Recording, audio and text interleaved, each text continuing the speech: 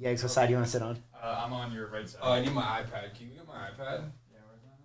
It's plugged in to the left in the nook.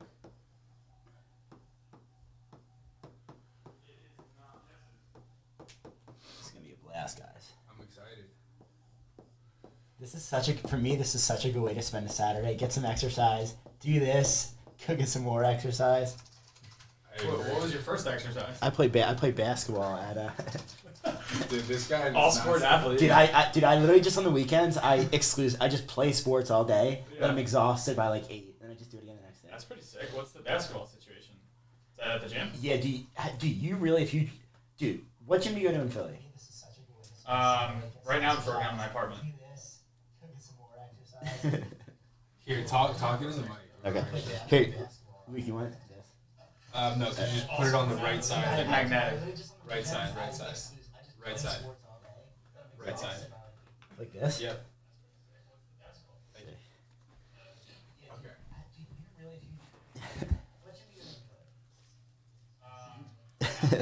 This is great content. Gotta give people what they want.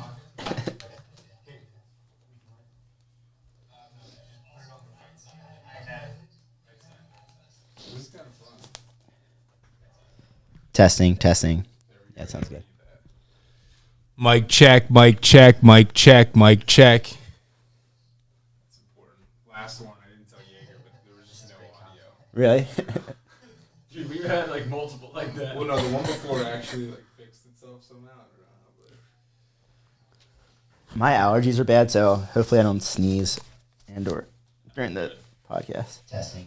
Yo, you gotta be aware, dude. This is a possibility. These fall. Mic check, It's what we have to do to get shot. Yeah, if it falls, just make sure it falls on the floor. Oh god, dude. No, leave that open. Leave that open. We want that light. Really?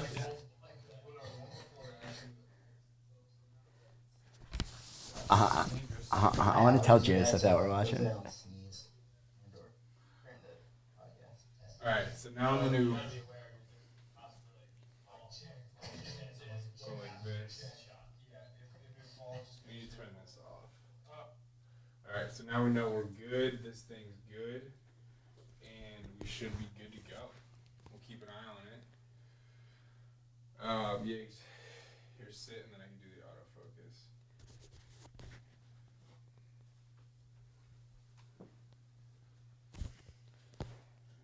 Let's get this over there.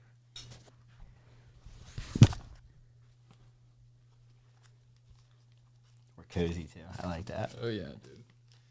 You need the tight setup. You know, I want to be close to you. I want to feel the vibes. Dude, this is legit, bro. This is like, I'm telling you, bro. Rogan would be like, dude, these guys know what they're doing.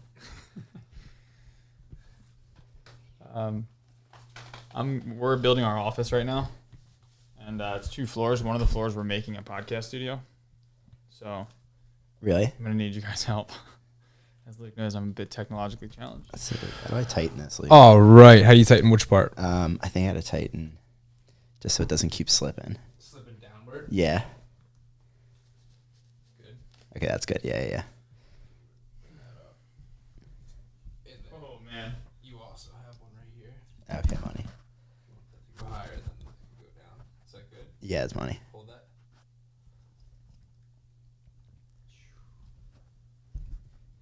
Testing. Yeah, it's money. Test. Testing. All right. Hello. Here we are, boys. Locked and fucking loaded. Podcast land. How we doing?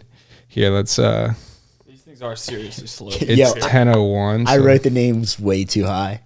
You see it? whatever. I mean, there's We could you just invert can't the even thing. see it. Yeah. It's fine. I'm going to add to the story. All right, everyone. Here we are. Going live. Click the link below. We are live on YouTube. We'll answer your questions. See you there. Oh, we got live Oh, questions. shit, coming in. I wasn't ready for that. All right. That's what I was I like thinking. that. We are live on YouTube. Yeah, this thing is this is a nice little table. It's actually better than the other one, even though it's a lot smaller. You can't get that shit at Target. Like that shit, that's Bro, like he went to Amish Town and someone made it in front of him. I went to Home Sense. It was like $60. Really? Yeah, cool. This thing's got 3 legs. I have the extra ankle weights at the bottom because it's a fucking 3-legged table. I put these mics on it yesterday to set it up and just toppled right over. That's what we say with DePietro. You guys know DePietro. Everything in his apartment is like state of the art. Like he has nothing. Like he would never go to Target and get like the $11 knife. Like if it's $25, that's how I feel about Luke's apartment. Like everything's everything's state of the art. Oh yeah, dude. Some of it is. Some of it. I do like nice things. It's all state of the art. Don't listen to that. Yeah, 100%. Even the computer chair, it's like more than the computer. It's automated. Like, nah, I fuck with it. Yeah. Yeah, I mean, for this kind of shit, it's like it's got to be the least amount of resistance as possible because even like a slight amount of friction, then it just doesn't happen. Like the friction to get started, you mean, doing it? Yeah. I'm good at using excuses to not do things. Yeah. Aren't we all? All right, let's get into it. I mean, let's get started. We got Alex Miller with us. He could be with us every single time, every single Saturday. I think he's gonna add some organization. Yeah. Some clarity to the dynamic. Nah, it's good. So we'll consider this a trial run. So I'll be on my best behavior. So do we want to start with intros for you guys, like Luke, and even if it's just quick, like what do you guys do on a day-to-day basis? Let's do it. Yeah, for sure. So I'm Andrew Yeager. For anyone who doesn't know me, been an entrepreneur now for like 10 years. Dropped out of school at 19. Started our first endeavor. Luke and I started that together, doing direct sales. Since then, just kind of been bouncing around from one thing to the next. Currently, I am in Philadelphia doing real estate development. Sweet. So yeah, basically same start, dropped out of school, network marketing, crushed it. That company blew up, identity crisis, had to refigure out life. And now I am an entrepreneur still. I've always been an entrepreneur. I have an e-commerce company and still learning, still figuring it out. Life. Yeah. Cool. Maybe from my perspective, so I'm not as interesting as these guys, but I work in sort of what I would call corporate America in technology consulting. I started my own podcast. I think, so I'm excited to be here, and let's get started if we're cool with that. Absolutely. Yes, so I think the framework for today, and on my podcast, The Barbell Den, what I talk about a lot is healthy, wealthy, and wise. Like those are the 3 things that I think about. And when I think about my podcast, I try to add value in one of those 3 ways. So I think the framework for today is we'll go through healthy, we'll go through wealthy, and we'll go through wise. So first question, right? And this is a loaded one, so I hope you guys are warmed up. How happy are you? And what does happiness mean to you? So Yeager, let's start with you. Cool, I like it. I'm a pretty happy person. That's a difficult one. It's like how do you measure that? Right. How do you measure happiness? It's not really like quantitative. But the best way to measure that, I think, it's kind of just going off the top. It's Greg Plitt talked about like, hey, I always know like when I'm doing really well in life and I have clarity and happiness, it always shows up in the little things. Like his example is like if I'm dusting a table, do I like dust around the picture frame or do I pick it up and dust the whole thing? Do I take pride in all the little small things that I do? So for me, I would say that's a pretty good judge. And right now I'm having a pretty good time with everything that I'm doing. Some of the best times of my day are like waking up, my morning routine, getting my workout in, cooking dinner at night where I'm listening to a podcast, just kind of hanging out. And like, I'm genuinely just enjoying myself in those moments. But I guess even a little caveat to kind of shift the question. I definitely have shifted my focus. I'd say Viktor Frankl inspired it to, instead of focusing on happiness, which is kind of fleeting and like comes and goes, focusing more on fulfillment, which I would define as just, for me, I think comes from like doing a difficult thing that matters and doing it well. So that's really where I've been putting my focus recently. Yeah. One of the things I think a lot about is what they call hedonic adaptation. So if you set a goal, right, if you want to like make $1 million, sorry, I don't know like where to look. I'm like in the middle. So if you set $1 million, like when you achieve that goal, you won't be happy. So I think Yeager, to your point, it's sort of like getting excited about the process and being fulfilled on a daily basis, because some to-be state of mind isn't going to make you happy. Because it's always going to change, right? Like you hit the $1 million, especially if if it's a quantitative goal. It's right.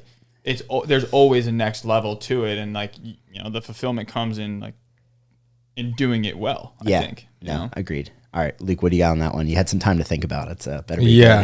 I agree with a lot of what Yeager said. For me, I think like my just natural brain is like generally pretty optimistic and like joyous, but I wouldn't consider that necessarily the target for me. Because I can feel like very unfulfilled and very joyous at the same time. So right now, I'd say I don't feel very fulfilled, to be honest. Yeah.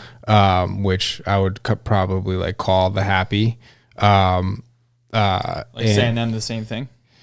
Yeah, I think when I'm like pursuing things where I feel very fulfilled that are like challenging and I'm growing, that's when I'm happy. Yeah. So I don't feel like I'm tremendously doing that right now. I feel like I'm, working and doing it. So it's not like I'm like out of this world, but there's definitely discontent or wanting to grow more and faster. So one of the things I applaud my friends, I might have talked about this in the podcast, is my friends aren't happy. There's been a few of them that made a big move. So like, are you thinking about making a big move? Because like, I feel like it's so easy now to get, I mean, you're making good money now to just keep going. You have a nice apartment. It's almost like a dangerous trap. Right. It's like, that's how I think about corporate America too. It's like, they pay you enough. You don't have to worry about money. Golden handcuffs. It's like, hey, you stay, you work 40 hours a week. Like that's how, like, where's that doesn't happen for me. I don't get that feeling. You don't get that feeling? No. So the next step for you is? It's more figuring out, myself and my own like ventures, the internet capitalist thing, and then just myself as an individual, Do you think people know, or should you quickly just tell them what internet capitalist is? So the idea for internet capitalist is just being a growth consultant. So finding good businesses. I mean, what I'm finding now is like money just is way less interesting than just building cool, good things. Yep. So I want to find more cool, good things to be a part of and push and spread. I also think that, my whole like content thing, like I feel like that's part of the good spread that I can, like give to the world. And I don't feel like I'm doing that nearly part as of that, good part of as that value add on the way to internet capitalist. Exactly. And so I'm not doing that nearly as good as I could be. The one thing you did really well over the last year or 18 months was like creating this just badass team, maybe 2 years, creating this badass team that just like runs the company and does a really, really good job at each of their individual positions. That's where we're focused. Very recently, we started shifting our focus. Like I want to work less hard. Like Naval talks about this all the time. Is like the hardest workers are not the people that like make the most money or have the most success or build the biggest businesses or leave the biggest impact. It's always the people that learn how to leverage other people's strengths to the best. And like he was talking about attaching to hard work as this sort of distraction almost, right? Because like you get in your head, you're like, oh, I'm this hard worker. I'm a badass. I wake up at 4 a.m. and take cold showers and then work nonstop till 2 a.m. and I sleep 2 hours. Right. And it's just like you become addicted to this narrative of, oh, I'm a super hard worker. That's what I need to do. And that's what's going to get me to where I want to go. But right now, I mean, we're kind of capped out with our company as far as like hard work. Like I would say, we haven't really been like full-blown entrepreneurs yet in our company. We've just been like self-employed and like working really hard and like doing well, but we've hit a ceiling. And in order to get past that ceiling, I got to do something really, really uncomfortable, which is like hire people to do the things that I'm currently doing right now, which is something I'm struggling with. But the goal is to then eventually do that, to free up time like you did, and then be able to spend that time on, finding that thing, whatever that thing is. Yep. That's where most entrepreneurs stop. Yeah. I mean, it's not even like really entrepreneurship. It's being self-employed. It's being self-employed, know? Yeah. Like entrepreneurship is learning how to leverage other people's strengths and their time. I actually had a tweet about that a couple of days ago. I was like, really? I don't think because I remember like I wanted to believe everybody could be an entrepreneur when I was younger. Like I wanted to believe that idea, and I did. And with what we were doing too, like everyone could. But that's not an entrepreneur. Right. That's a solopreneur. So my second line of the tweet was, but more people can be solopreneurs. Right. So it's so true. It's a very different thing when you're running and organizing people to a certain point versus just yourself to a certain point. There's way less to think about. Pros and cons to both. Yeah, no, totally. And not everyone's built for both. Right. You know? Right. It sounds like Luke's kind of there, but Yeager for you, and sort of the golden handcuff thing. The path of least resistance is still good. You're still making good money. Like you're still fulfilled. So I think for you, it's like taking that step back, realizing, hey, to get to the next level, I need to like have more time to be creative and focus on the big picture things. But I think I applaud you for doing that, because a lot of people, again, path of least resistance is, look, I'm making good money. I know I could probably do more, but like that's a lot of work. So I'll just keep doing what I'm doing. Yeah, and you know, to be honest, it's like it's not even more work what's going to get me to the next level. It's actually less work. It's just smarter work. You know, like the easy thing actually to do is to do it yourself. Like that's easier than putting a system in place or finding another person that can do it and then teaching them in order to do it ideally better than you, right? Because now their focus is isolated on one variable, whereas mine's spread across so many different things. So like in an ideal world, I'm working on 10 things in one scenario. That the ideal world is 10 people working on one thing, you know, and me managing from the top and directing. So I would say it's like, it's actually harder to go to that next step, but I'm going to be working less. Yeah, it's a different kind of hard. Yeah, right. Yeah, it's a different measurement of what makes it challenging. Yeah, it's like more psychologically and mentally challenging than. And it's about like good output. judgment. It's more about good judgment Right. than it is about like, yo, let me wake up and drink 10 cups of coffee and fucking grind for 12 hours. Right. You know, it's like, Right. okay, can I make good decisions? And help other people see. Yeah, right. Yeah. Which is entrepreneurship. To a point where you're like, I trust you now more than me. Yeah. And then that's an interesting thing. So I had another tweet where I was like, what's your Twitter? What's the Luke handle? Kish, where it was like, I think I need to clean my Twitter because I'm like convinced I say some fire shit, but it just goes nowhere. And I think it's because all my following's dead, very old. Or they're bots. I'm going to look into that. No, it also just takes, like something like Twitter takes time. Yeah, but these algorithms, it's like, it's based off percentage of followership. So if you have like a dead following and it's showing a lot of people, then it like can hurt you. So Do you anyway. post threads? No. Because it's dead, I'm like, until I look into this and like blast it out and fix it and figure out how to do this the right way, I don't put that much time into it. But it was basically scaling your business is a spiritual experience because you have to go through the feeling of being useless. And like, there's a point where like literally you used to be really good at all of these things. And then literally everybody is better than you at every single thing. Like there's not one thing that you're better than everybody at. Yeah. Which is exactly to your point, what you're saying. Yeah. You know, it's like you can't be in 8 places expecting to be better than someone who's just fully in one, because depth is what makes the output or like the, you know, the. Well, I think there's 2 reasons for us why we've been so hesitant to bring people into the fold. And it's, I would say the first reason is what you're talking about, like not wanting to give up the thing that I do, that I'm good at, that I am. Because then who are you? Yeah, then right. What Like do I you don't, do? you know, if I give that up, yeah, exactly. Where am I putting my time and my focus? Yeah. And also like I'm really good at it, and it's good to do things that you're good at. It feels good, right? But then, you know, the second piece for us is like now bringing other people on.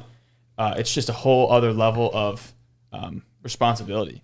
Like I just, for me at least, I am, if I'm going to the gym by myself versus if I'm going to the gym with a friend and I tell them I'm going to meet them there, there's 0% chance I miss it with the friend. There's a slight chance I miss it if it's just me, you know? So if there's other people there, it's just that extra responsibility where now I'm responsible for someone else, not just myself. It's like an extra level of, you know, commitment that, you know, we just have to make the decision to take and to do. And it's just nerve wracking because now someone else is like paying their rent off of our shit. Yeah. It's good though. It is good. It's You'll good to work take on harder that for more that. responsibility. Yeah. I'm sure it's just it's a nerve wracking thing. Yeah. Let me ask both of you guys. So when you think about automating some of those less powerful day-to-day activities, like sort of separating the forest from the trees, what does that look like? If you have time for deep creative work in each of your respective businesses, like what is the highest leverage activity or group of activities that you can do? Right now? Right now. Right now, it's just all decision making. Yeah. And it sounds like, well, what the fuck is that? It's like, it's literally that. It's like you want to use money to buy back your time. And then in your time, like, it's like most people need to be a little bit more selfish in how they actually want things to be to become like a fuller expression of who they are. And if you see like the highest performers, they have everything in such a particular way that they like, from their fucking pillowcases to their fucking, you know, the way their silverware is put away to the way that, you know, everything. The higher you go, typically the more absolutely particular it is, and what that's allowing is this person to be a fuller expression of who they are. And then when they bring that into any situation, they're able to you know, propel other people forward because they're like a full vessel themselves. So that's really what it is. It's moving to like, what is the things that, you know, stoke your creative juices? What are the things that really stimulate your mind to a higher level? And then in being in a higher level, when you go around other people, you bring that to them, they go to a higher level. So that's kind of how I look at it. Is it fair to say, like, if I say that back to you maybe a little bit differently, is it about outsourcing low efficiency activities? So like, for example, right? So are you talking about in practicality? Or like at work and at home? So let me give you an example. Like, let's call it video editing. I know you don't do that, but like, you outsource video editing, you outsource cleaning your apartment, you could outsource cooking your food. And by doing all of those things, you then have more time to focus on the activities that are most, is that a fair, maybe it's not exactly what you said, but is that a fair, like, actionable takeaway for folks? Like, clear out the shit so you have time to do the things that are most vital to your business. Yeah, 100%. Yeah. Yeah, 100%. I mean, I was talking with this guy the other day at lunch where I was like, how much are you going to make this year? He's like, 600 grand. And I'm like, would you rather make 300 and have all of your fucking time? And he was like, yeah. I'm like, because if you can make 600 and you get all your time back, guess what? You're going to be able to make a lot more than that 300 you give up when you have all your time back and you're thinking. So yeah, 100%. You want to buy back your time. So Yeager, so you can just do whatever the fuck you want, whether it's a hike, whether it's fucking it doesn't matter. I think too, things like hiking, ultimately, like I do some of my best decision making when I'm like taking a walk or playing pickle. Like, I think you need that time away to actually like think. If you're always going, you don't have time to think. 100%. So Yeager, for you talked about scaling your business. Let's say in 6 months you have 5 new employees or whatever that looks like. What activities do you think that outsourcing or that delegating opens up your time for? Like, what are like the 2 or 3 highest leverage activities you think, if you want to grow your business, you can do? Yeah, the 2 or 3 highest level activities. I would say, I mean, Luke kind of hit the nail on the head with like the decision making. Like for me, if I want to run a new marketing campaign where we're gonna acquire new properties, that's, you know, keeping our pipeline full is the lifeblood of our business. So, you know, right now Ty handles construction, I handle marketing and you know, raising money, all the financing and stuff. So if I want to run a new marketing campaign, I will look at the results of the last marketing campaign, review that data, see what did well, didn't do well, and then based off of that, make a decision for what I think will work better moving forward. And then I actually go and create the list. And then I go and like upload it and like set up our cold caller to call the list. And then the leads come in and like I'm following up with the leads and then I'm setting the appointments and then I'm going on the, dude, that's like, it's so much time from me making the decision of what I want to do with this new marketing campaign to me going on the appointment. It might be 2 months, 3 months. That's so much time because I'm relying on myself to do all of these other things. In reality, I would love to just, okay, let me look at this data, see what happened from the last marketing campaign, see what worked, what didn't work. Okay, this worked. Let's double down on that for the next one. Here's the decision. Boom, send it off. Someone makes the list. Someone uploads it. Someone calls it. Someone's following up. Someone's setting appointments. And then I'm going on the appointment. To me, it's a no. The ROI, like if you put in like, hey, it's going to cost me X dollars. And if we had this conversation in 12 months, the ROI would be like buying Apple in 2000. Like it would be insane. And it's like, it's stupid to even like, and as I talk about it, I'm like, oh my God, I spent 10 hours this week on editing a fucking Excel sheet. Like, what am I doing? Yeah, do that shit. No, exactly. So, you know, that example just you can extrapolate that out to every different aspect of the business. You know, for instance, like the debt side of things, like putting together personal financial statements and, you know, fluffing up everything to make us look, you know, awesome. We'll cut that part out. Yeah. Manipulating financial statements. I mean, we're great, but I make us look awesome, you know? So, but like, I mean, in reality, it's always just how you present yourself. And like, there's things that are attached to that just, you're not like lying, but it makes you look better. So like outsourcing that to a professional, that's a debt broker, for instance, right? Like we'll pay him a point on that. And if we're borrowing $800,000 on a loan, like, yeah, I'm going to be paying them, $8,000, but now I just saved 50 hours. 8,000. Yeah, right. Saved probably 50 hours. Like it's a no-brainer. And then tied with his construction. Like he's constantly out all day visiting projects. And a lot of it is, okay, let me just go make sure the sub actually did what he said he's going to do. And like for us, that's an invaluable action, because that action, when you catch it on the front end, is really, really easy to fix, but on the back end is really difficult. Like if you see, a plumber puts a pipe in the wrong way and you don't catch it until after you sheetrock, it's like such a pain in the ass, because now you got to rip out sheetrock, you got to go change stuff behind the walls.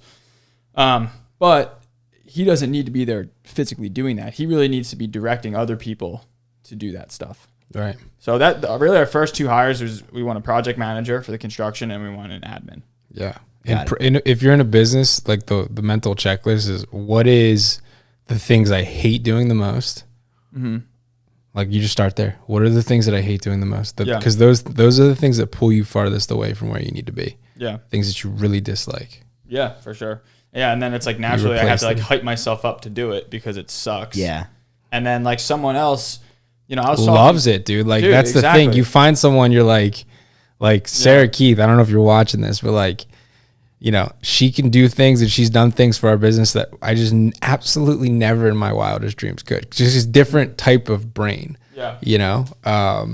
Dude, I was talking to a kid yesterday who's like newer in real estate, and I was like, yo, if we threw you just our leads to follow up with, it's maybe 3-4 hours a week, something like that, 20-30 leads you'd be calling a week, like would you like to do that? And I'll just pay you on the back end, we'll pay you commission. He's like, dude, you can pay me after the project is done, I don't give a shit. Like I would just like be ecstatic to like be, and like I'm just thinking about how excited he was on the phone with me when I just presented that possibility to him, and then thinking about how excited he'd be with the person that he's talking to. Yeah. Meanwhile, I'm like, when I'm on the phone, I'm like, yo, you fucking prick. You haven't answered my call in 6 weeks. What have you been doing? Yeah, exactly. Yeah, 100%.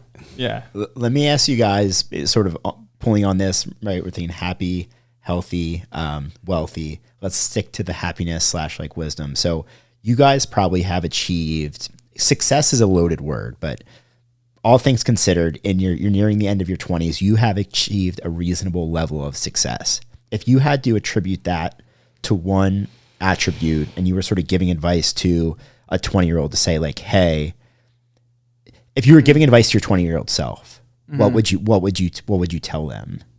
Or what would you tell a 20-year-old who is sort of like you guys, wants to be an entrepreneur, watches content like this, is maybe going through traditional college? I know Luke has an opinion on that, but maybe independent of whether they stay in college or not. He goes first this time. Okay, what would the piece of advice be? Drop out of college. No, I'm just kidding. Yeah, if you're going to be an entrepreneur, absolutely drop out of college. Go for 3 semesters. That's all you need. Yeah, look at you guys. 3 semesters. What, did you do 2 or 3? And then if you want like the upside, just go live on a college campus. Yeah. Like that's the upside of college. It's socializing with people. So, and figuring out who you are. But no, I mean, it's a good question. I think I would say, the one thing that's allowed you to be. Yeah. I mean, the one thing for me that's allowed me to, consistently see growth and progress in my life and gain more and more clarity is beginning from the end. Like it was just, for me, it's like, it's a foregone conclusion that, I'm going to, have a business that I really, really love building that is going to provide me with consistent, steady flow of wealth. So I know I'm going to have a family that I love. I'm going to be, in a group of friends. I'm going to have like a loving group of friends around me that I know I love and that they love me. And it's going to be a really just amazing, amazing just life. Like that's my point is that's a foregone conclusion in my mind. So, and then when you face adversity along the way, it doesn't matter. It's like, oh, okay, wow, this is going to really add to the story later. Like this is going to make for a really cool, cool piece of my story later when I talk about how, I got defrauded by, for a few $100,000 and had no money for a year when I was working my way back up. Like this is really cool because it's just going to make my story better. Have you ever read 7 Habits of Highly Effective People? Have you read that, Luke, or no? So there's this story in there. It's like, imagine you're at someone's funeral, you look into the casket and it's your funeral. And that's what the begin with the end in mind. It's sort of like, hey, at the end of your life, what would you want your friends to say about you, your family to say about you, your business, so that as you're going through that makes sense to me. So Luke, for you, Yeager, I think my takeaway from that is like, think about where you want to be and sort of back into that. And just know that if you don't quit, like a temporary failure along the way is going to happen. Like you expect it. So like when it comes up, it doesn't crush you. You're just like, oh, okay, what can I learn from this? And let me move forward now more intelligently. Got it. Yeah. I think like, I don't know. I don't feel like his answer, like his answer is his answer, mine answer is my answer. Right. And then like anybody who's hearing this should have their own answer. Agree with that. I think that's the key there, is just have like self-awareness. For me, I think that for whatever reason, I just have like a high belief level. And then I think the secondary cause of a high belief level is like a fear of not like using it. And like not surmounting to what could or would be possible or is possible. And I think that is a very powerful like thing that has allowed me to just push through obstacles regardless, just move through obstacles. Saying that back to you, your vision is so clear that it's not vision. It's just like, there's just like a belief. Like a fear of not reaching your potential, you're saying. Yeah, exactly. So I have a belief, I have belief of a big potential. And then the secondary thing behind that is like, the fear of not living up to it. Got it. And then that allows me to just push through short-term pain or challenges and not give up. So it's like not quit. It ends up being something causes me to not quit and continue to go. No matter what. And then if it's not working, change, adjust. Kind of consistent with your previous 2 answers. It seems like as part of your experience to get where you were today, you've achieved some level of failure. And I think part of the issue with our society today is people are afraid to fail. So for each of you, maybe Yeager, if you want to talk about the time you were defrauded, or whoever wants to go first, tell us about a time you failed and sort of what your learning was from that. So our time in real estate was, it's kind of funny. We got started because we just had a passive investment into a deal, and the guy ended up getting onto some drugs and embezzling some money, and just we were in a situation where we had some money tied up, and actually people that we loved, we directed to this investment, and they had more money tied up into it. So that was like a big motivator. So long story short, our first, deal in real estate, we had to foreclose on the property, kick this guy out, take the property back. And then we were just left with this property with a bunch of money in it. And we had no idea what to do. At the time I wasn't working. I was just kind of like reading and plotting my next step. And, we just kind of hit our networks, found a group of developers in Philly that were just starting a wholesale company. They weren't even hiring at the time. I just kind of approached them and was like, hey, if you guys hire me, you don't have to pay me anything until I actually bring a deal. I'll do acquisitions for you. I know sales. I don't know real estate. You teach me real estate. I'll go out and work my ass off and bring you deals. You just pay me commission and then help me get my money out of this flip. We have this house. I need to finish it. So did that. They helped me get our money out. Just help me save my investors' money, basically, is where you're at. No, 100%. Yeah. We ended up losing on that first investment, I think it was like $25,000. And then our investors made, so we broke even on the HUD, on the settlement sheet, but we owed our investors $25,000 in interest. So we got, I think it was like $35,000 back from the money that we invested. We took 25 of the 35, gave it to the investors for their interest, and then we were left with, small amount. But, and then at that point, I worked for a year with that company. And then after that year, Tyler and I branched off and we started our own company. And then we bought 1 project and then 2. Long story short, we scaled up to 7 at one time. And we had them all with this one contractor. He went bankrupt, but we didn't know that he went bankrupt. So he started embezzling money from us too. And, really long story short, he was doing shit like he would like send us a picture of a finished roof and then like forge a roof warranty and then send us that warranty and be like, hey, we just did the roof, pay me $4,000 or whatever. Long story short, he doesn't do the roof. And then later on we find out, like we call, we're like, hey, roof's leaking, we need this warranty. And the guy's like, I've never been to this address. That's not my signature. But so, we got hit for, a couple $100,000 from that one thing. And then simultaneously while all of that was going on, we bought a deal. And the week before our financing fell apart, so we had to close on it cash. It was still a good deal. So we had like $125,000 in the bank at the time. The deal cost us $110,000 to buy. We fronted our own cash to buy it. And it was a very short-term thing because our financing, there was just like a couple of administrative errors. And the next week we were going to refi into our debt and get our money back. Turns out the day after we bought it, woman calls, says, hey, I'm an attorney for this man who actually owns the property. The guy that sold it to you, it was deed fraud. Oh, no way. It's not his property. He scammed my client. So our money was stuck in that until we could finish the lawsuit. So my point is just, we had all this shit going on. At that point, we had no money because it was all stuck in this deal for an open-ended lawsuit. Who knows how long it's going to take. We had these projects that we just fired our contractor off of, and we were just kind of left with, our wits about us, I guess. At that point, we had a lot of knowledge. We had done some deals. So, we kind of, knew our way around investments, and we had a good network. We built up a solid, group of, mentors, I would say, for ourselves and people who were just a little further along in the process.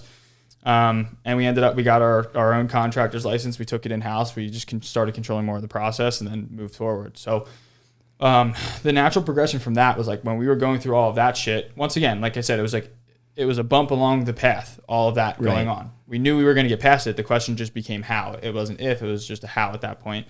So we got past it by taking everything into our control. So me and Ty split our roles, more defined, got our contracts. He started working on the projects, and we were the GC, the general contractor for our own projects, hiring subs. We got out of all the shitty projects. We finished the lawsuit. We actually just sold the last condo of that 3-condo development maybe 3 weeks ago or 4 weeks ago or something. So that was the final piece of us being out of that shitty situation.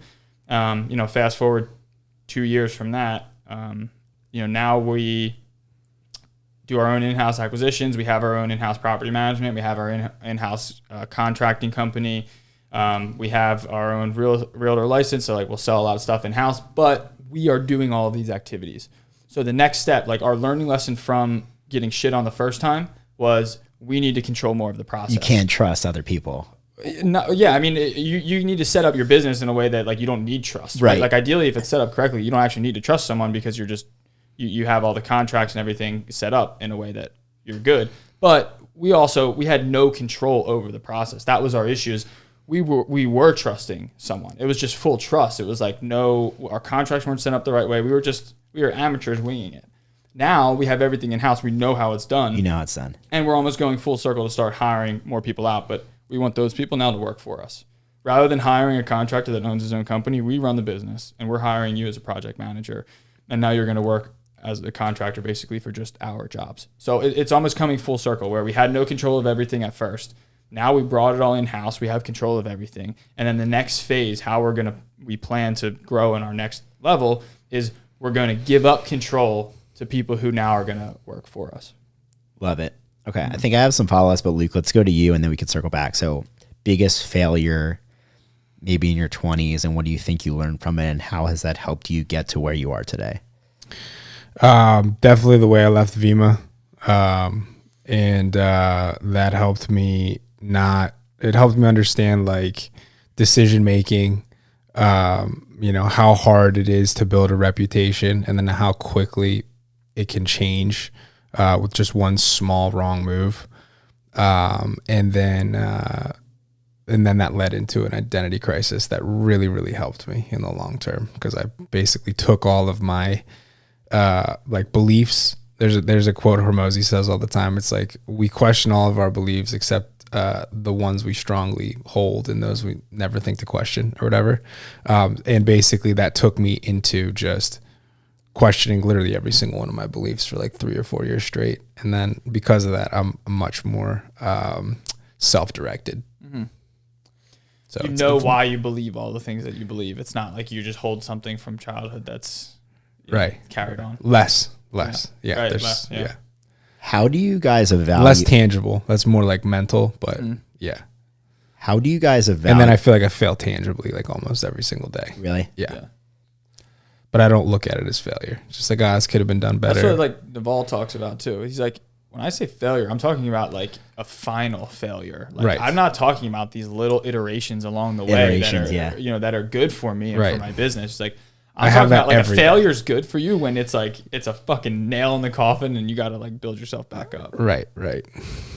How do you guys evaluate a business opportunity? And what I mean by that is like Yeager, what are the things you think about? Like if you're evaluating it. So like for you, I think it would be like if it was an internet company, an e-commerce company, and then Yeager for you, if it was like, are there certain criteria? Is it just like you guys trust your gut on these things? Like, do you have a trusted group of advisors? Like what is you used the word judgment earlier, and Naval talks about that a lot. When you think about judgment, when it comes to putting your time, resources and or money into a business opportunity, what are the things you think about? Maybe Luke, why don't we start with you on this question? Sure. Mine's changing now where it's more so just, well, I really, really enjoy this. And then do I think the thing that's being produced is really good for the world and people and the end user? I think like that's probably the number one thing now for me that I'm like, that's the number one prerequisite. And then the other one is, can it be really big?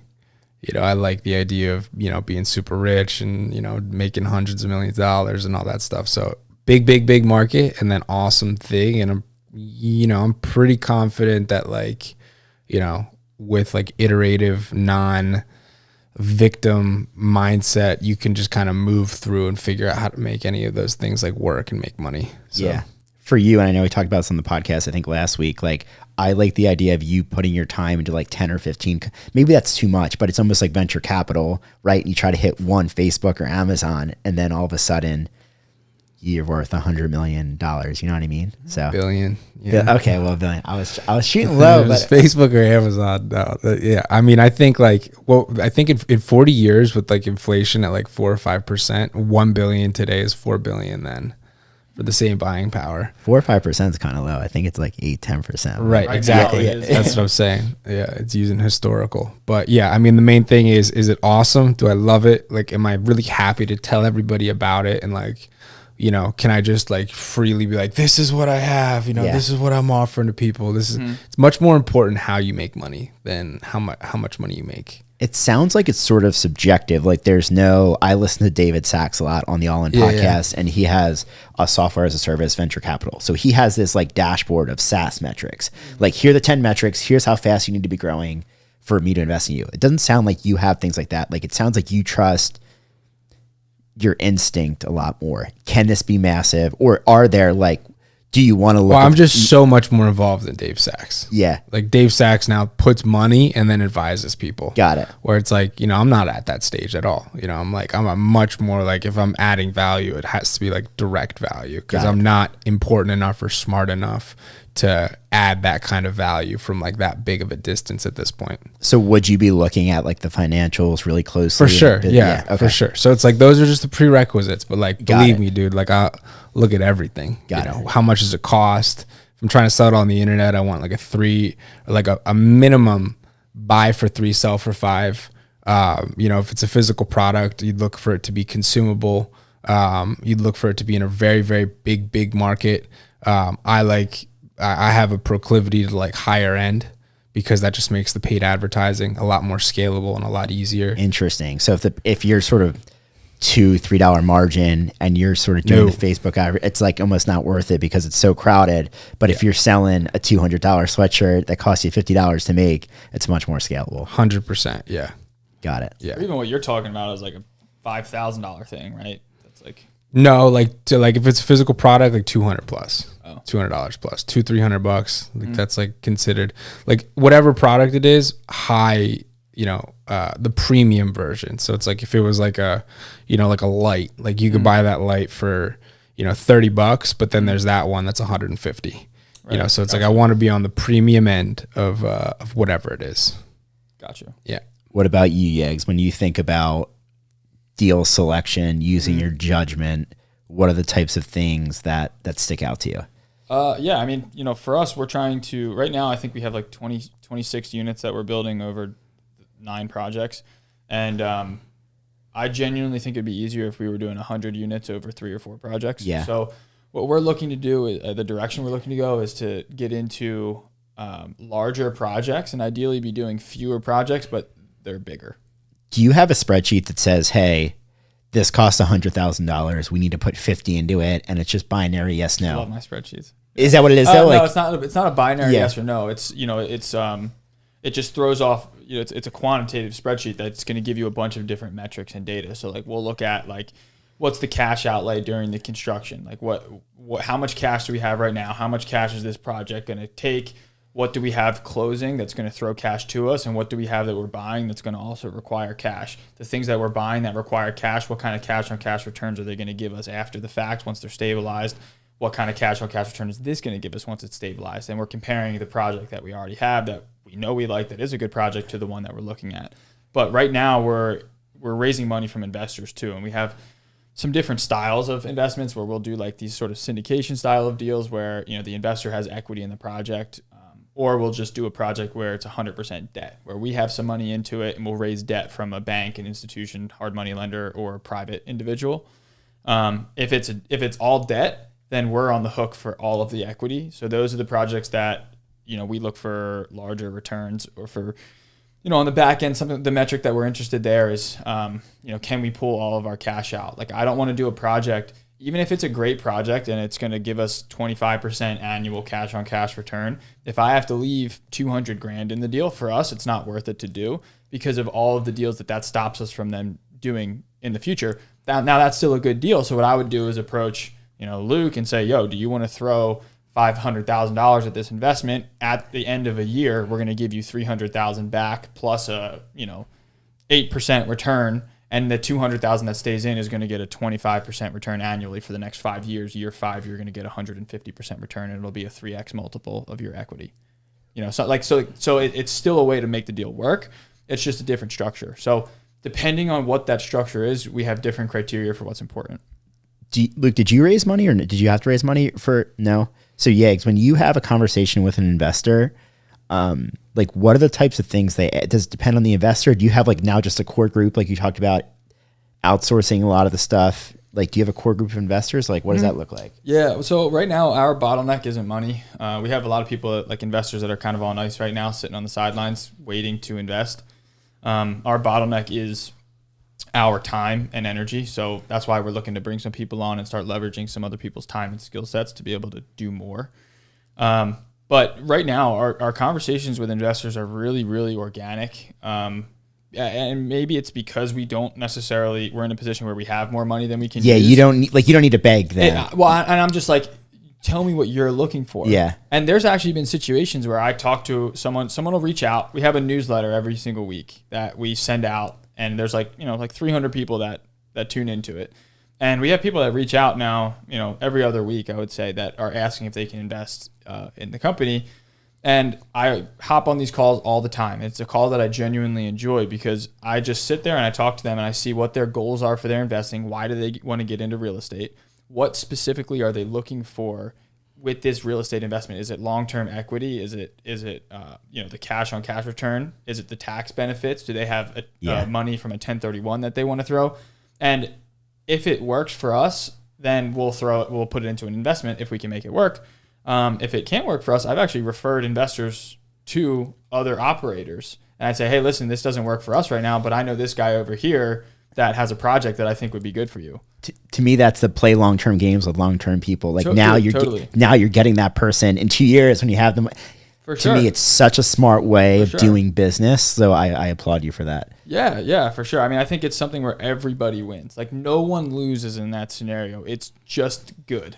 If I'm talking to you and I know that your goals line up with someone else's operation right now better than mine, no one loses in that situation. Got it. Let me ask you guys, pivoting a little bit. We're still in the wealthy bucket. I've been thinking a lot about my information diet. So I think people know what that means, but like, just as you look at, hey, what am I eating, drinking? what is my carb intake? Like what information am I putting into my mind? So Luke, when you think about the content that you're consuming right now, like one, what type of content are you consuming? And two, what type of content are you deliberately avoiding? Got it. I think one of the most important parts about like information diet is just limiting it. Like I thought about this the other day. It's like if Shakespeare had a fucking, TikTok account, like would he still have like come up with all this shit? Stuff. Yeah.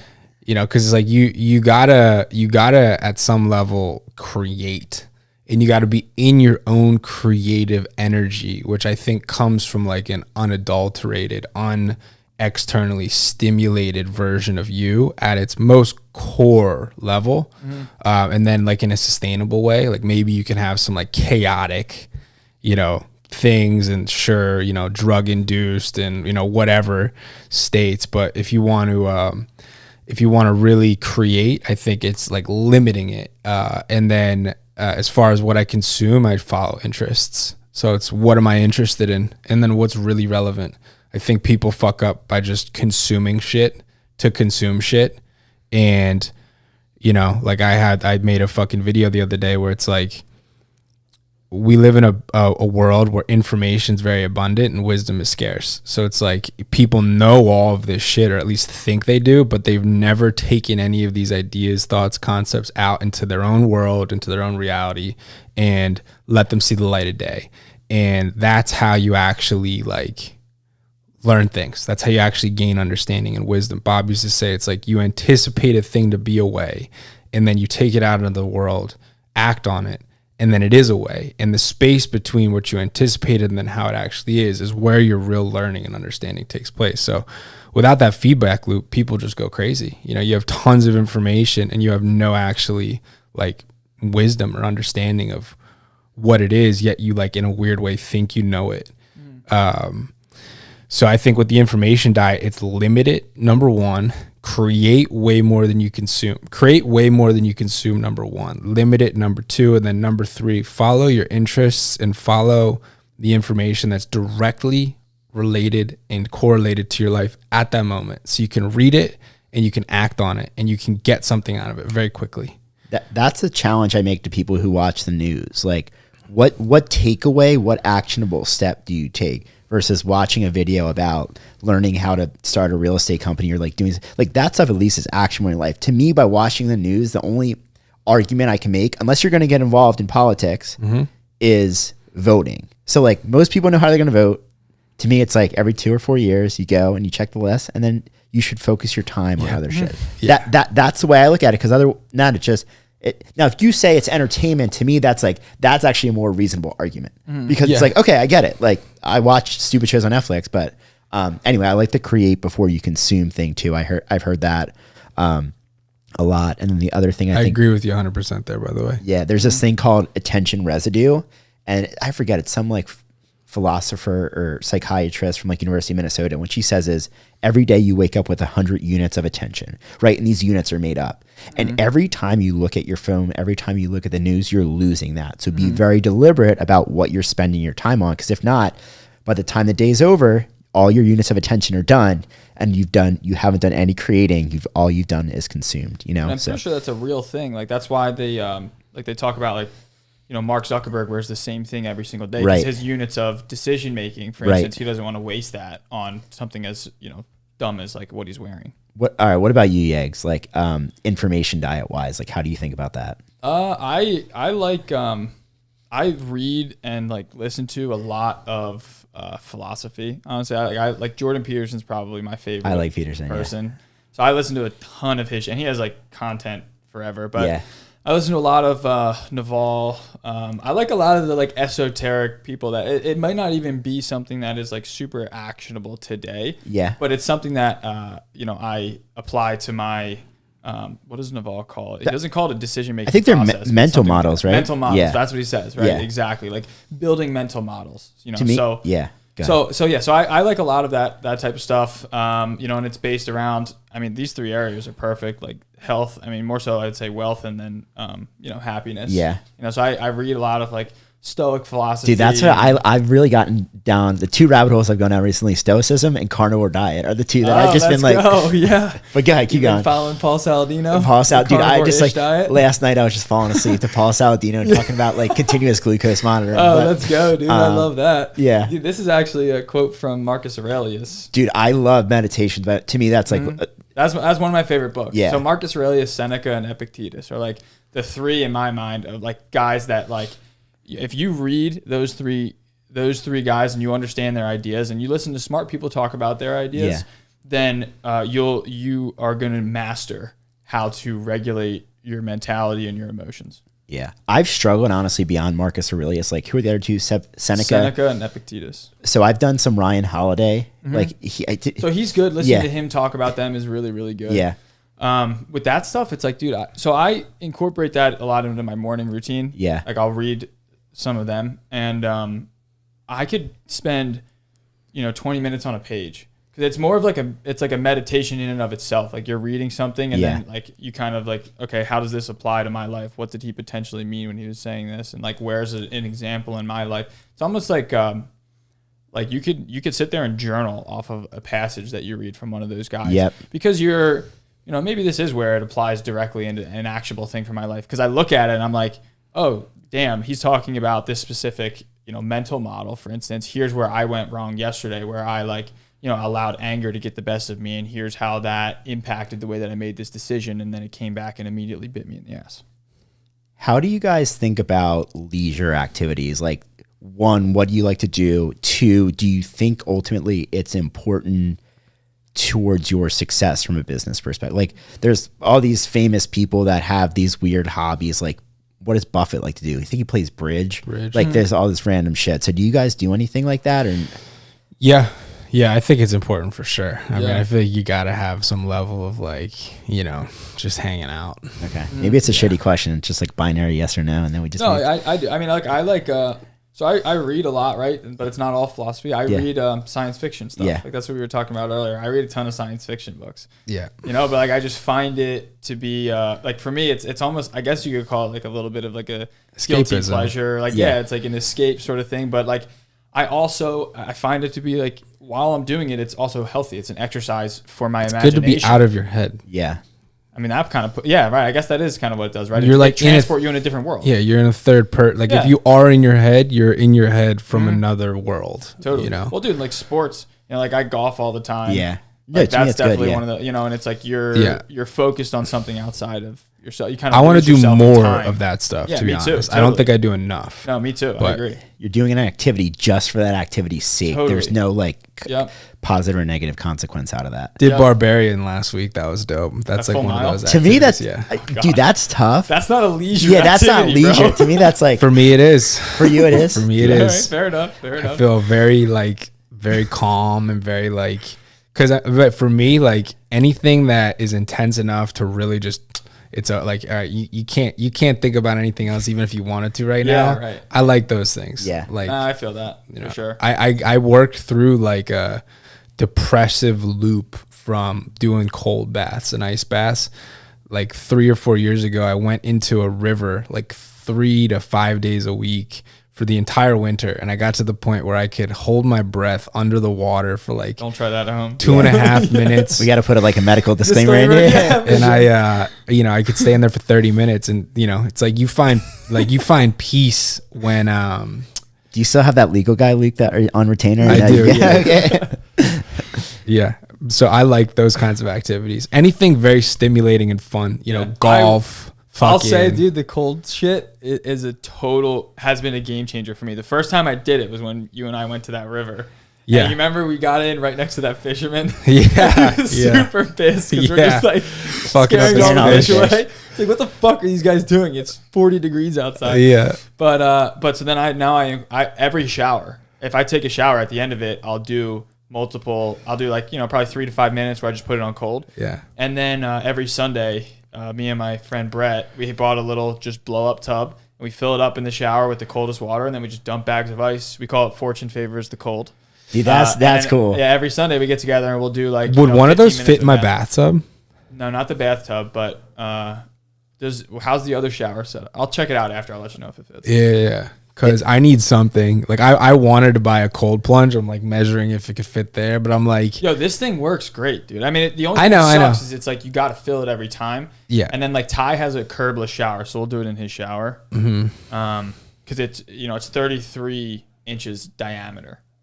But like, dude, that you might just fit want in it. that bathtub. No, It's a big bathtub. Yeah, check that out. But you just want it so that you could just drain it right away. Exactly. That'd be a pain in the ass to like Bucket it out or something. Yeah, you don't want to do that. Yeah. But it's a great. I mean, it's $50, and it's you can blow it up, and then you just take it down and you put it in the closet, so it saves all that space. Yeah. Routine wise, Yeager, you talked about routine. Luke, I don't think we got into routine on my show.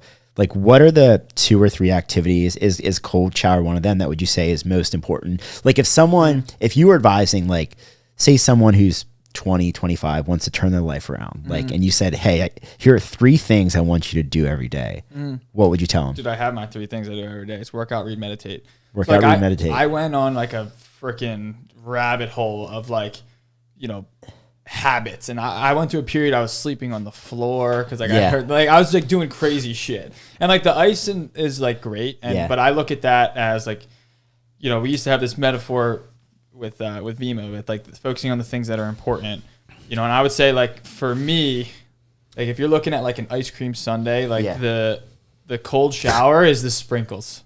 Sprinkles on top, but you got to find whatever the ice cream is. Good analogy. For me, if I'm thinking about from a physical, a mental, and a spiritual sense, working out, reading, meditating every day just keeps me very, very centered and grounded. And those are that's like the ice cream for me. And then like all the other stuff is really great, and I'm definitely not discounting it, but it's sprinkles. When you say meditate, what does that mean to you? So I sit down. I have a like an air purifier in my apartment. Yeah. So I bring that next to me. I sit down. I have some tight hips, so I sit on the couch. I put pillows under my hips. Make sure I can sit up straight with like where I'm not strained and it's not hard. And then I just focus consistently on the sound of the air purifier. Yeah, I'll say 2 things, and then Luke, I'd love to hear your answer too. So one other thing I've been thinking a lot about is meditation doesn't have to be, like for me, when I go outside and take a walk I call it no stimulus. I just take a walk for 15 minutes, don't look at my phone, just like be with nature. And that has what I would call a meditative effect. Well, dude, walking meditation is a thing. Like Buddhists talk about, like they consistently do walking meditations. And the other thing that I think about a lot too, especially with people that are like you guys, like type A, I try to spend an hour each day doing what I would call happy hour, leisure activity. I got that idea of happy hour from like, to me, that's important. And I even say like watching a stupid Netflix show can count. Like when you're out of your own head and you're just like it's leisure. It's true leisure. But shut off for a second. Shut off for a second. So, all right, Luke, how about you? Like 3 things. The only thing I would say too real quick is the walking meditation and the shut off hour are 2 great things, and they're very meditative, but it's a different purpose than the sitting down, focusing your mind on one thing meditation. Because that every single time my mind gets off track from the sound of the air purifier and I bring it back, it's like a bicep curl for your mental attention. It's a workout for your mind, and you can control your emotional state from that. I gotta try it again to get back in. Like I've tried it at different times. It's hard, but that's not a reason not to do it. Right. know? Yeah. Yeah. Routine. Right now, my routine is non-existent. To be honest, I wake up, I have coffee, and that's about it. Dude, I feel like you need the periods of non-existent routine to make the routine. I agree. Even make sense or be worth it. We're not machines. Like you can't wake up. I mean, you wake up at 4 a.m., right? No, not right now. You worked? Okay, you were doing that for a little bit? Yeah, I was doing that for a little bit, but no, right now, like I'm not. I mean, like, so I work out 5 days a week, but like I don't even consider that something. Right. I mean, I always do that. So that's like 5-6 days a week. I sauna 5 days a week. I wake up. I usually walk to Starbucks, so I guess that's a routine. So I don't like walking look at meditation. It. Yeah, exactly. Like, and then I get my coffee and like, so that's my routine. Yeah. It doesn't have to be like some fucking hype thing. It's like it works. It is a routine. It's not like this like fucking thing, but it is my routine. One of the things I'm curious to hear what you guys think about this, like, and it's sort of to your point, Luke, like I think about raising my floor, which is to say, even on weeks where I'm what I would call bad, Like, I feel like I still work out. I still have, and to me, that's you. Like, you say you're out of your routine, but if you look back objectively, your floor I'm is not so saying low. I am in a routine. Yeah. It's just not like what most people would perceive as like a morning routine. Got it. Like I don't think of it that way. Like Yeah. I just go to the gym every day. You know Yeah. what I mean? Like, Is it natural for you to wake up early? yeah. See, like for me, it's like it's actually so unnatural for me to wake up early. That I had to set up this whole thing with Alexa where like, Yeah. dude, 6 o'clock, I have a space heater that goes on 6:10. All the lights in my apartment turn on 6:15. My alarm goes off 6:16. Earl Nightingale starts playing. Yeah, that so like fucks. it's harder for me to stay in bed because it's light, loud, and hot. Yeah. So like I needed to set that up in order for me to get up in the morning. Dude, Yeah. that's so smart. You leverage your laziness. You make it easier to do the hard thing than it is to do the easy thing. So smart. I think people like, to me, I think Colton talked about this, like, discipline. Too many people think about discipline as like looking at ice cream in the freezer and not eating it. But to me, like using your example, you shouldn't have ice cream in the freezer, or like you should have to go out to the store. To me, it's the same harder. thing. You're making it harder for yourself Yeah. to stay in bed. It's so smart. It's such a nice discipline hack. Well, Yeah. especially because like if I don't have that, dude, I will snooze my alarm and go back to sleep Yeah. and wake up at 8. Like I will absolutely do that. So I Yeah. just needed to figure out a way to make it harder to do that. Yeah. All right, let's see where we want to go next. Luke, I asked you about goal setting but maybe I'll start with Yeager and then we can sort of chime in. So Yeags, when you think about, one of the things I'm fascinated with is how different people set goals, right? So you have people that have like, hey, here's my 3-year plan, here's my 5-year plan. Then you have other people who are like, hey, I'm just trying to win the day. Like, where do you fall in that equation? How do you think about goal setting? Yeah, I mean honestly, that's definitely it's something I could be better at. Yeah. So I just set like I'll do every year. My birthday is January 17th, so it's at the start of the year. It's Aquarius season? I'm January. Capricorn. Actually. Oh shit, I'm January 25th, so it must be. Yeah, okay. there's a line right Okay, there, okay. I guess. But so it's like right after the new year. So what I do is on my birthday every year, I do this one goal setting exercise where I just I transport myself 1 year into the future. I've already achieved what I wanted to achieve that year, and then I write a letter back to the me of today. I like that. And honestly, like that's so I do that every year, and like that's just really the only goal setting thing that I could do. And I would say in general, if I'm really really clear, it's very quantitative, and if I'm kind of cloudy, it's qualitative. So like I get really vague if I'm like kind of cloudy on what I want that year to be, and I talk about like states of being, how I want to feel, what I want my life to be oriented around, things like that. And then if I'm like really really clear and I have specific goals, then I talk about metrics that I want to hit, and there's numbers involved. What are the different components of that? Like, is it like friends, work, fitness, or do you not think about it that like deliberately? Oh yeah, I do. I mean, for me, like the people in my life are really really important. I love my family and I love my friends. Like that, it's always oriented around that. And then and then usually my business, and then like my personal habits. So it's like my relationship with myself, my relationship with my friends, my relationship with my family, my relationship with my business. Got it. Okay. Luke, anything to add from goal setting? Or Yeah, we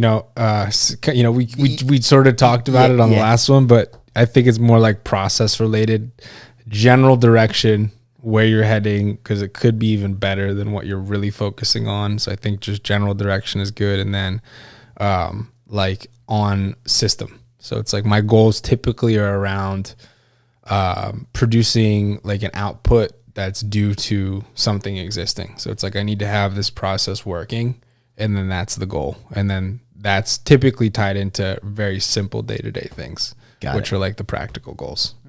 So this question's a little bit different. If you guys had 100,000 to start a business in 30 days, someone came to you as like, hey, look, I have 100,000. Like, I don't want it. Like, you take it, go start a business, make me money. What would you guys? Can we change the question? Yeah. I was gonna say I'll just direct him to Luke. I'm like, you're asking the wrong person. I don't know. Can we change the question for like, if someone else has 100,000, what advice would we give them? Yeah. Okay. Let's do that.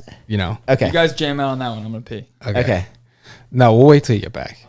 Should we wait till he gets back? No, you guys got it. I actually could use a pee break as well. Okay. All right, pee break. Yeah, Pee break? Yeah, that's it. Pee break. Woo. Damn, what the hell? This just got fucked up.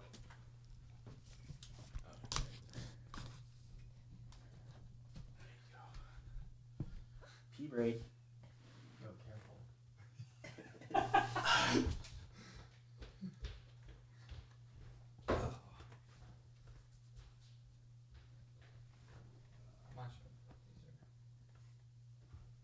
I pee in this bathroom or no? Yeah, for sure.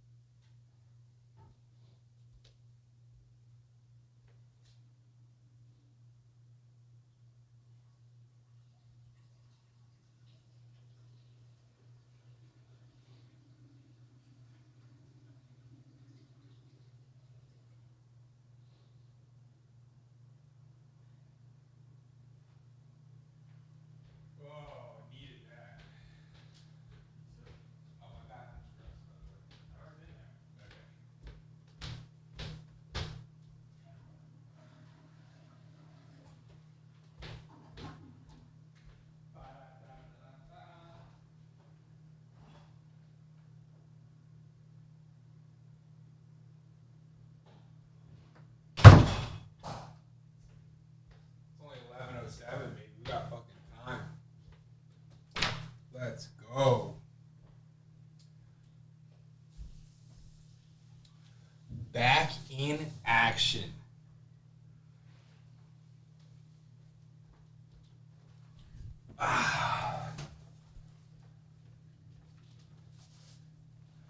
Back in action. Locked back in. I love having the headphones on. Dude, no, it makes you feel like super legit, right? It turns it into like a. This setup is money. Thanks. I like, dude, the Shure microphones are like, they're like state of the art. I was thinking about getting them. I should get them. They're so much better.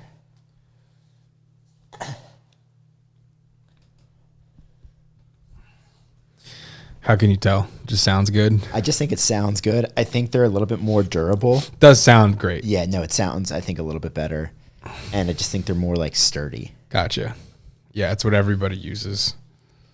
The other Just thing like, fuck it. that we could talk about with this question is Yeags. We could use a little bit more urgency from Yeags, I think. What do you think? I agree. I agree. To the mic, yeah, like checking his. No, I'm just messing. Like I got messages, dude. People hit me up. it's timeless. Friend groups. This I'll guy. tell you what. If someone, so we could do if someone had $100,000, or I like You run it however you want to do it. Okay, no. I have an answer. I was thinking. Well, It's well- going to be a bad answer. So I mean, my whole thing is like I have more than that, so it's like hard for me to like fucking like So, be like, what would I does that do? It's have like I don't know. I fucking am doing it, I guess, but like well, I'm yeah, not. Tell them to do what you're doing. I'm also have a big company, so it's like a different thing. It's like Yeah, but when you started your company, you didn't have 100,000. well, then it doesn't even pull into the question anyway. Yeah, but you could have used that ammo. How about this? I don't know. For the question then.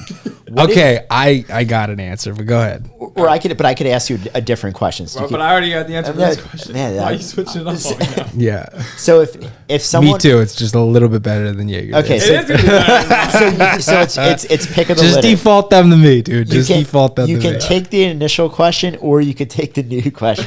Okay. So Options. if someone was like, "Hey, I want to start a business. I Mm-hmm. know I want to be an entrepreneur. Where should I start?" So you have Okay. I like the That's actually- 100,000 one that's the question better. I was Oh, going to sh- answer. I like the 100,000 That's one the better. question I was going to answer. But wait, the second scenario, the person doesn't have 100 grand. yeah. So scenario one. So you see. All right, you do scenario. I'll do the 100 grand one. You do the Mine just what you you could do want. with 100 grand or without 100 grand. But it'd be better to do it with 100 grand because Well, money's tight. I think the purpose of me asking the question is like I feel like you guys could give good advice to encourage people to take the first leap. Like you guys Yeah. ultimately have been All right, so we're talking to a new guy right now. new guy. All right, No, so Yeager, mine's rip it. pretty simple. It's Okay. like you could build a business and anything that you want to do.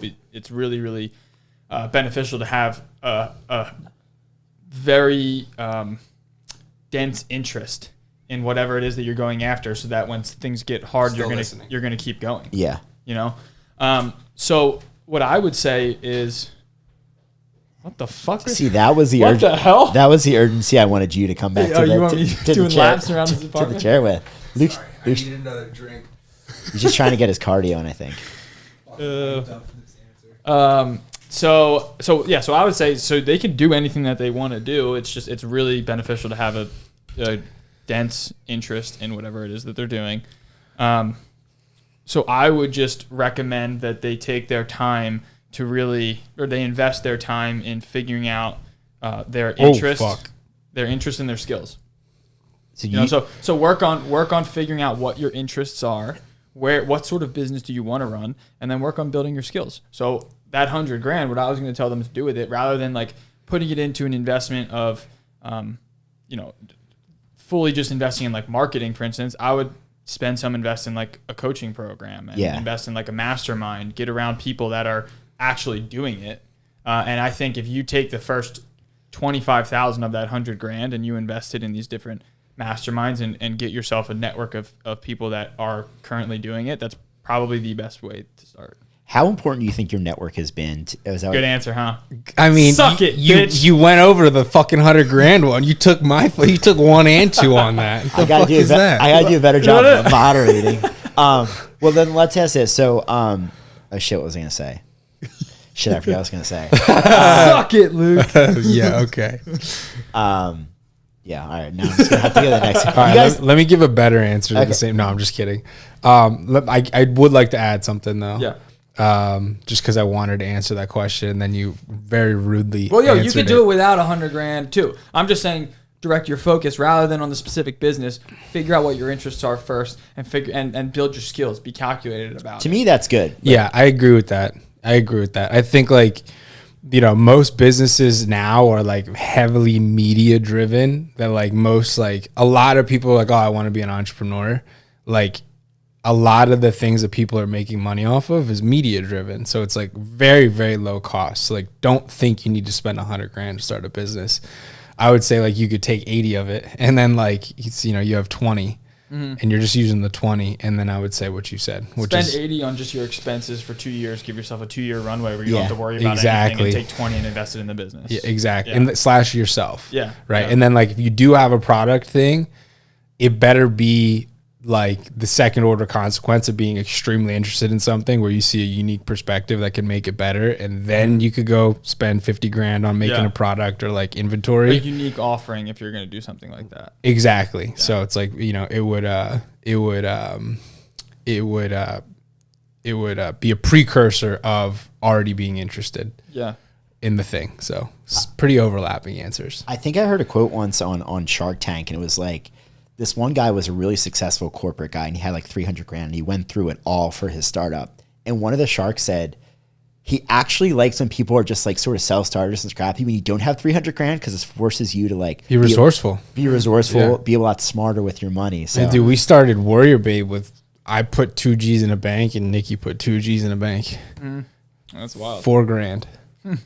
How important do you guys think your network is? Like, you talked about mastermind coaching and you guys work together at Vima. Like, based on where you are today, how important do you think the people? Sorry. How important are they? Started going up my legs.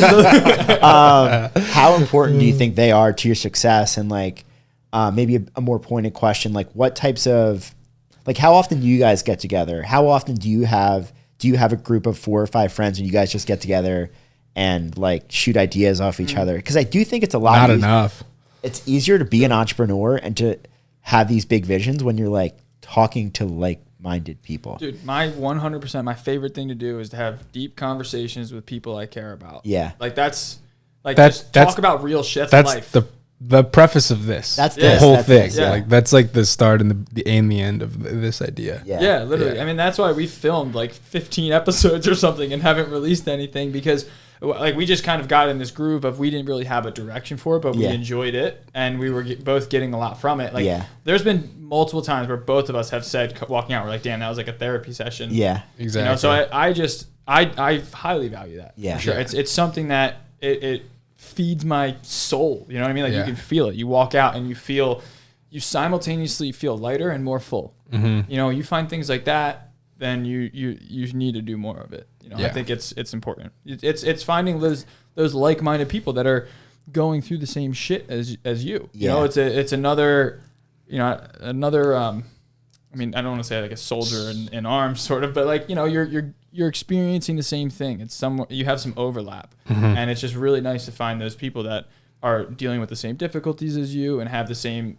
outlook towards life. And, it's something that can only help. Yeah.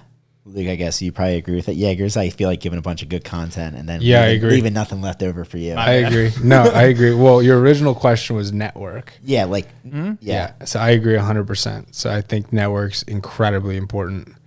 And yeah, it's incredibly important. And it's connection. Connection is a fundamental necessity for humans. Like, you need to feel connected to people, to things outside of yourself, because whether and that could be like God, or like if you're meditating and you're a fucking monk, I guess the idea is to be connected to like a higher whatever, but you got to be connected. You got to feel connected, and it's good to feel connected with people, dude. That feeling is probably so strong and powerful that you actually, if you're around 4 people who are just interested in like sports, drinking on the weekends, not that there's anything wrong if people want to do that, but like just that's where their interests are and you want to build a business. I think the human drive for connection is so strong that if those are the people you're spending most of your time with, you will shift what you're focused on. Interesting. In order to be that 5th person in that group, because you are looking for that connection. So people, when they never leave their hometowns, it's like maybe it works out if your friends there are interested in the same shit, but also you're very, very limited into what you can do. The 5 chimps theory. Yeah, exactly. Let's pivot to the last pillar, which is healthy. So let me ask you guys this. Why do you exercise? I mean, I think exercise alone is something that hits on the physical, mental, and spiritual, like all 3 of them. It gives you the foundation to be more like focused, to be a better friend. Yeah. Totally. I mean, anything that you do, I think that where you set up things that you want to be diligent with, and things that you want to be focused on and consistently do, and then you actually follow through and do it, is really, really good for you. But exercise in and of itself, it's also like, if you have a health problem, anyone with a health issue knows like everything else melts away and the health issue becomes your life. So, I exercise, number 1, for that aspect, to make sure that my body moves in ways that I want it to, so that I can do the things that I want to do. And then number 2, to keep my mind right. If I don't exercise, I'm kind of a terror to be around. I get in like road rage fits, like flip off random people on the street. And then like, it's genuinely something where I can set clear, manageable goals and then achieve them. Yeah. Even if the goal is just to go, every day for, 5 days a week, whatever. Yeah. Same. Yeah. All right. Just kidding. I love exercising. I got to start asking Luke questions. I love first. exercising. Yeah, I love exercising. I mean, you exercise so much, dude. You exercise a fucking lot. You're playing pickleball. It's like a fun version of exercise. To me, it's fun. It's fun. I agree with Yeager on this, on the mental clarity. I actually feel like my cravings are better. Like, I feel like that's an activity you can do talk about high leverage activity. 1 hour a day, it allows you to be better all 23 other hours a day. You sleep better. You think better. I think I'm more enjoyable to be around. Like, to me, it's we talked about ROI Your earlier. diet will be better naturally if you're working out, because you're like, oh fuck, I don't want to waste that workout. 100%. 100%. Yeah. You already did the Same hard part. stuff. Mental. That's such physical. a good way to look at it too. Yeah. Like a high leverage activity. 1 hour a day makes the other 23 better. Literally, when you're sleeping, it's proven you just get better sleep. It's better when you exercise. Yeah, 100%. Are you guys picky about your sleep or no? Dude, I'm a bitch if I don't get 8 hours of sleep. Yeah, same. I'm probably not as big of a bitch as he is, but dude, seriously, I'm an asshole. I can get it done regardless. Like, if I'm tired, I'll be like, all right, fuck it, give me an extra cup of coffee, and then I'll know I'll crash well that night. Do you have like a nighttime routine before, like the hour leading up to bed? Yeah. Typically, I read every night, so reading, calms me down, and then I just go to sleep. Yeah. It's not like very complicated. Yeah. Sometimes I'll watch a TV show. I just watched Halo. I don't know what Halo is. That? It's fucking awesome. It's the video game Halo. Yeah, they made a TV series on Paramount. That's kind of cool, actually. Fox. Interesting. Very it's good. Yeah, very good. Can I tell you about the show on Netflix called Too Hot to Handle? Have you guys ever heard of that show? It's a reality. It's so bad. It's so bad. All right, so I watched the first. My friend, so you know Sharon or the first season? yeah. Yeah, it's my boy from Phillies. I watched the first Oh season. no, because he was really? on the show. Yeah. It's like when I watched that show, it was like the lowest point of my life. But I was, I like watched all 3 seasons. Right. Like followed all the people on Instagram. Was like commenting on their shit. Like nice fan. Like I was obsessed with that show. What's it about? So Dude, it's trash TV. It's trash. Just reality TV. Yeah. This would fall into like the happy hour portion of my day. Not like a sad hour. To me. Yeah. So basically, the premise of the show is everyone goes to this island and they think it's like a party island, but they're all these like good-looking single people, and then you can't have any physical. Like you can't kiss, you can't have sex, and every time there's like a $200,000 prize fund. Every time someone does something physical, it like depletes it. So like, and then there's this all And like everyone gets the money, right? So like everyone's pissed at you for making out with whoever. You know, don't watch it. Wow, what a ridiculous concept. That is Yeah. hilarious. It's like someone just wanted to fuck that bad. They're like, screw it. it's $50,000 Yeah. fuck. Is that what it is? That's I think crazy. it's like 20 grand, but okay. Moving And then on. how many people's it split up between? I mean, that's the thing, dude. It's like split up between 12 people. It's not a lot. It's Like, not a lot of money. and then you get like after you get Everyone taxed and gets stuff, like $8,000. Yeah, But really, it's like a for TV like 3 show. months worth of work. Yeah, I mean, really, you're getting just the. You get to look like an idiot in front of But everyone. then they become but like they all influencers. get Yeah, famous yeah. after. They're like have 5 million followers now on Instagram. So Yeah. Oh, really? Yeah. Wow. Yeah. Actually, the Reese twins are friends with the Francesca girl. From yes, season 1. yeah. She's They're like good friends with her. Oh, Nicole Reese or whatever. Casey Reese. Yeah, Casey and Tamara. Tamara. Yeah.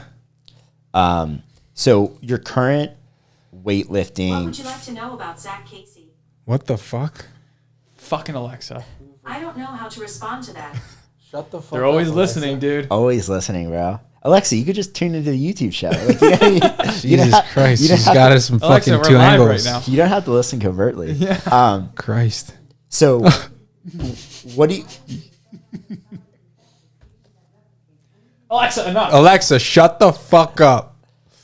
What So on a weekly basis, what do you guys try to accomplish from a fitness? Like, is it like, hey, Luke, you want to get 5 workouts in? You want to walk? Do you Yeah. try to get cardio in? Like, Right now I try to do the Barbarian once a week. tell people what that is, just in case they don't know what that is. Barbarian, 70-pound kettlebells in each hand, 70 pounds on the vest. Mine's actually 60. 10 pounds on each leg, and then 120 pounds on a sled, and then you walk for a mile. And it fucks. And my testosterone the next day was ridiculous. It's such a weird workout because you're not going fast.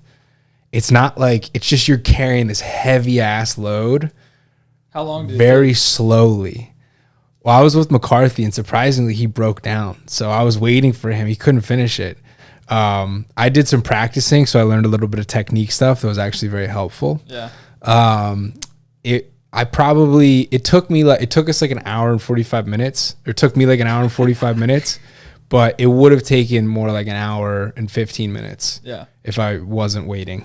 Did you actually test your testosterone, or you're just saying like you I felt did it? bench the next day. I did 315 for 2 after 275 for 8, and then 225 for 15 and 12 on the way in and 12 after on the way out. So I could feel You were it. just Like I saying was it, you were like, just, like, it was anecdotal. Yeah. Yeah, But yeah. like, that'd be strong. an interesting test. I'm actually, thinking about to trying run. to do that, like testosterone, continuous glucose monitor. Like, I think Yeah. that stuff's kind of cool. yeah, for How, sure. how would you go about doing it? Like, So continuous glucose monitor, I think is cool. Wait, continuous glucose monitor shows your testosterone? No, not testosterone. So 2 separate tests. So the only thing I don't get about testosterone testing is like you would need to do it multiple days, right? Because Yeah. like if you sleep really Right. well, so I would like to get like I assume you would need like every week or something. Like there's got to be a way to test it so you can. so there's like, I think it's called the Rorton Institute in Yeah. Maryland. Schultz started going there, and that's one of the things that he was focusing on was like testosterone, and they put him on some sort of program to like TRT? No, it's not a TRT. It's like some sort of like I don't know exactly, but it's not as direct, because that was my first question too. And then like Francis started doing that with the 10x Health stuff. Yeah. Maybe he doesn't want me to say that. Rob Kim's on like a ways to well thing. Yeah. Where it's just like a ton of shit. Yeah. So And I mean, then like I he's would- gained like 15 pounds. Really? Yeah. I mean, dude, I would love to do that. Yeah, I mean, I don't think I have low testosterone. Yeah, but like, okay, so you also. I think I will at some point, and then I will do that. Yeah, but they're like, yeah, your testosterone should be between like 400 and 1200. Yeah. So like you could be at 600, but it's like also why not just be at 12? Yeah, or You know what I mean? 17. Yeah, 100. that's what I'm saying. Yeah. It's only good. Yeah, and it like testosterone's important. So it's like that's one of the biggest reasons I love working out because I just feel like more of a fucking Steady man. test. Yeah. Yeah, I feel like I can just move through things. I love I feel lifting that. heavy shit. I agree. Like I like doing deadlifts because afterwards I'm like, rah, you know It's what I always mean? my Like favorite day too, just because it's the one. that's why the barbarian's enjoyable. Yeah. You know, you go do that, and then afterwards, like you're like walking around, like fucking, you feel like a gorilla. Like you're just like, you're not gonna stop me right now, and that's hormonally driven, and then that carries itself into there's plenty of studies that show men with higher testosterone levels. You know, like that's a hormone that like motivates you to do things and push through things. So Well, you just have more energy now. and they say over the last 30 years or whatever, 50% decrease in test. It's crazy, Dude, bro. I think it's like 70-something% of men over the age of 18 right now in America. And you are look testosterone around and like deficient. how like unmanly lots of men are. Yeah, It's there's unbelievable. There's a crisis of manhood. Yeah, there is, dude. There is. So that's like a part trip. of my favorite reason for working out. Yeah, I agree. we should that- all look into like testosterone. I think that would be cool. I know you. If there's someone I around agree. here that does something like Schultz is doing with like the Roiden thing where they actually like monitor, I would love to do something like that. Yeah. I went down the continuous glucose thing with Paul Saladino, like, and that basically just tests like your Blood sugar and insulin. your sensitivity, and that you can wear continuously, so you can get a better sense of like. Do you have that? Like No, you got to wear it like you wear it like on your tricep. And I think it's like $350 for a month. I would do that. Like I actually think it'd be cool. Like to Have like you been doing his diet, like the fruit and honey and meat? this week I started to do it. Now the problem is, dude, the organs I can't do. Well, what do you have in there? You have like some heart Heart and soil. desiccated. Yeah. So this week I did do like a lot more meat, a lot more fruit, but I still I didn't do it fully. So Why can't you do the organs? You just don't like eating them? well, first off, I don't know where you'd even get organs. I would probably do Yeah. the desiccated organs.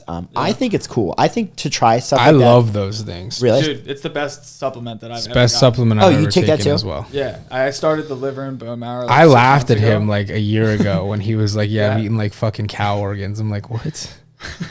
Yeah, dude, it's the one supplement that like I always feel take great. different shit. Yeah. Right? Like I just like to test different things, and the ultimate test is how do I feel after I've consistently taken this. And the bone marrow and liver is the best, or the one with the balls is probably the Whole best. package. Whole package. It's Yeah. like testicle, bone marrow, Blood. liver, and blood. Yeah. or something. And it's just like you feel fucking amazing, dude. It helped with like digestion. It helped me Yeah. with energy levels. Yeah. Awesome, Dude, But I- I'm gonna try doing actual raw liver this month. So Really? after I finish this month's Heart and Soil, I'm just gonna put it on pause for a month. And Dude, I have literally liver. like 3 extra bottles of whole package and 3 extra bottles of liver and marrow just stocked away because they like sold out one time. So I'm Yeah. like, I literally love ready. the shit. Talked to some dude in the sauna and they were sold out. And then he finally got it. He's like, dude, he's some like financial advisor guy. He's like, dude, I fucking love the way I feel. I'm like, yeah, amazing. It's incredible. yeah. And then the whole beast protein shake. Wait till you drink. Oh, have you yeah. had? I have not Don't had forget that. it. I'm really And your excited. AirPods. They're so Yes. grungy and disgusting. Love they it. got wax in them. They're Love fucking it. just Perfect. gross. But the whole beast. Have you had that yet? No, never tried it. Dude, the whole beast. You have one before you leave. I'm interested to see if it would be better because it's liquid. So it's like, Dude, would it be absorbed? something better? about the whole beast when you drink it. Let's drink those today. Right Yeah, now. I'm down, dude. We should have fucking drank We it should've in drank our break. 4. Fuck. I almost did. Yeah, but yeah, like you feel good. Yeah. I don't know I what bet. it is. I bet. I Yeah, have no doubt. What's up? Oh, go ahead. there's colostrum in it, blood, all the shit. Yeah. What supplements have you gone through, Yeager, to get to where you are? Like I tried Athletic Every Greens time for a I see little bit. something, I buy it. Really? Yeah, I tried AG1. Yeah. Yeah, I actually liked the AG1. I just didn't like the taste. It just became, it was like annoying. To me, the Paul Saladino, the hypothesis from an evolutionary perspective makes sense. Like we're designed to eat meat and fruit, and from a plant's perspective, why would they want us to eat their shit? Like from an evolutionary perspective, like Right. it makes sense. Okay, but why? And then I wouldn't- think why the whole wouldn't thing with- animals evolve too. To like his whole thing is like plants have evolved to release these toxins that make it like it's bad for you to eat, so that you don't keep eating them. Right. Yeah. But like, why wouldn't animals evolve to create toxins like that too? That's always my question. That's a good question. Yeah. I just like to play devil's advocate with everything.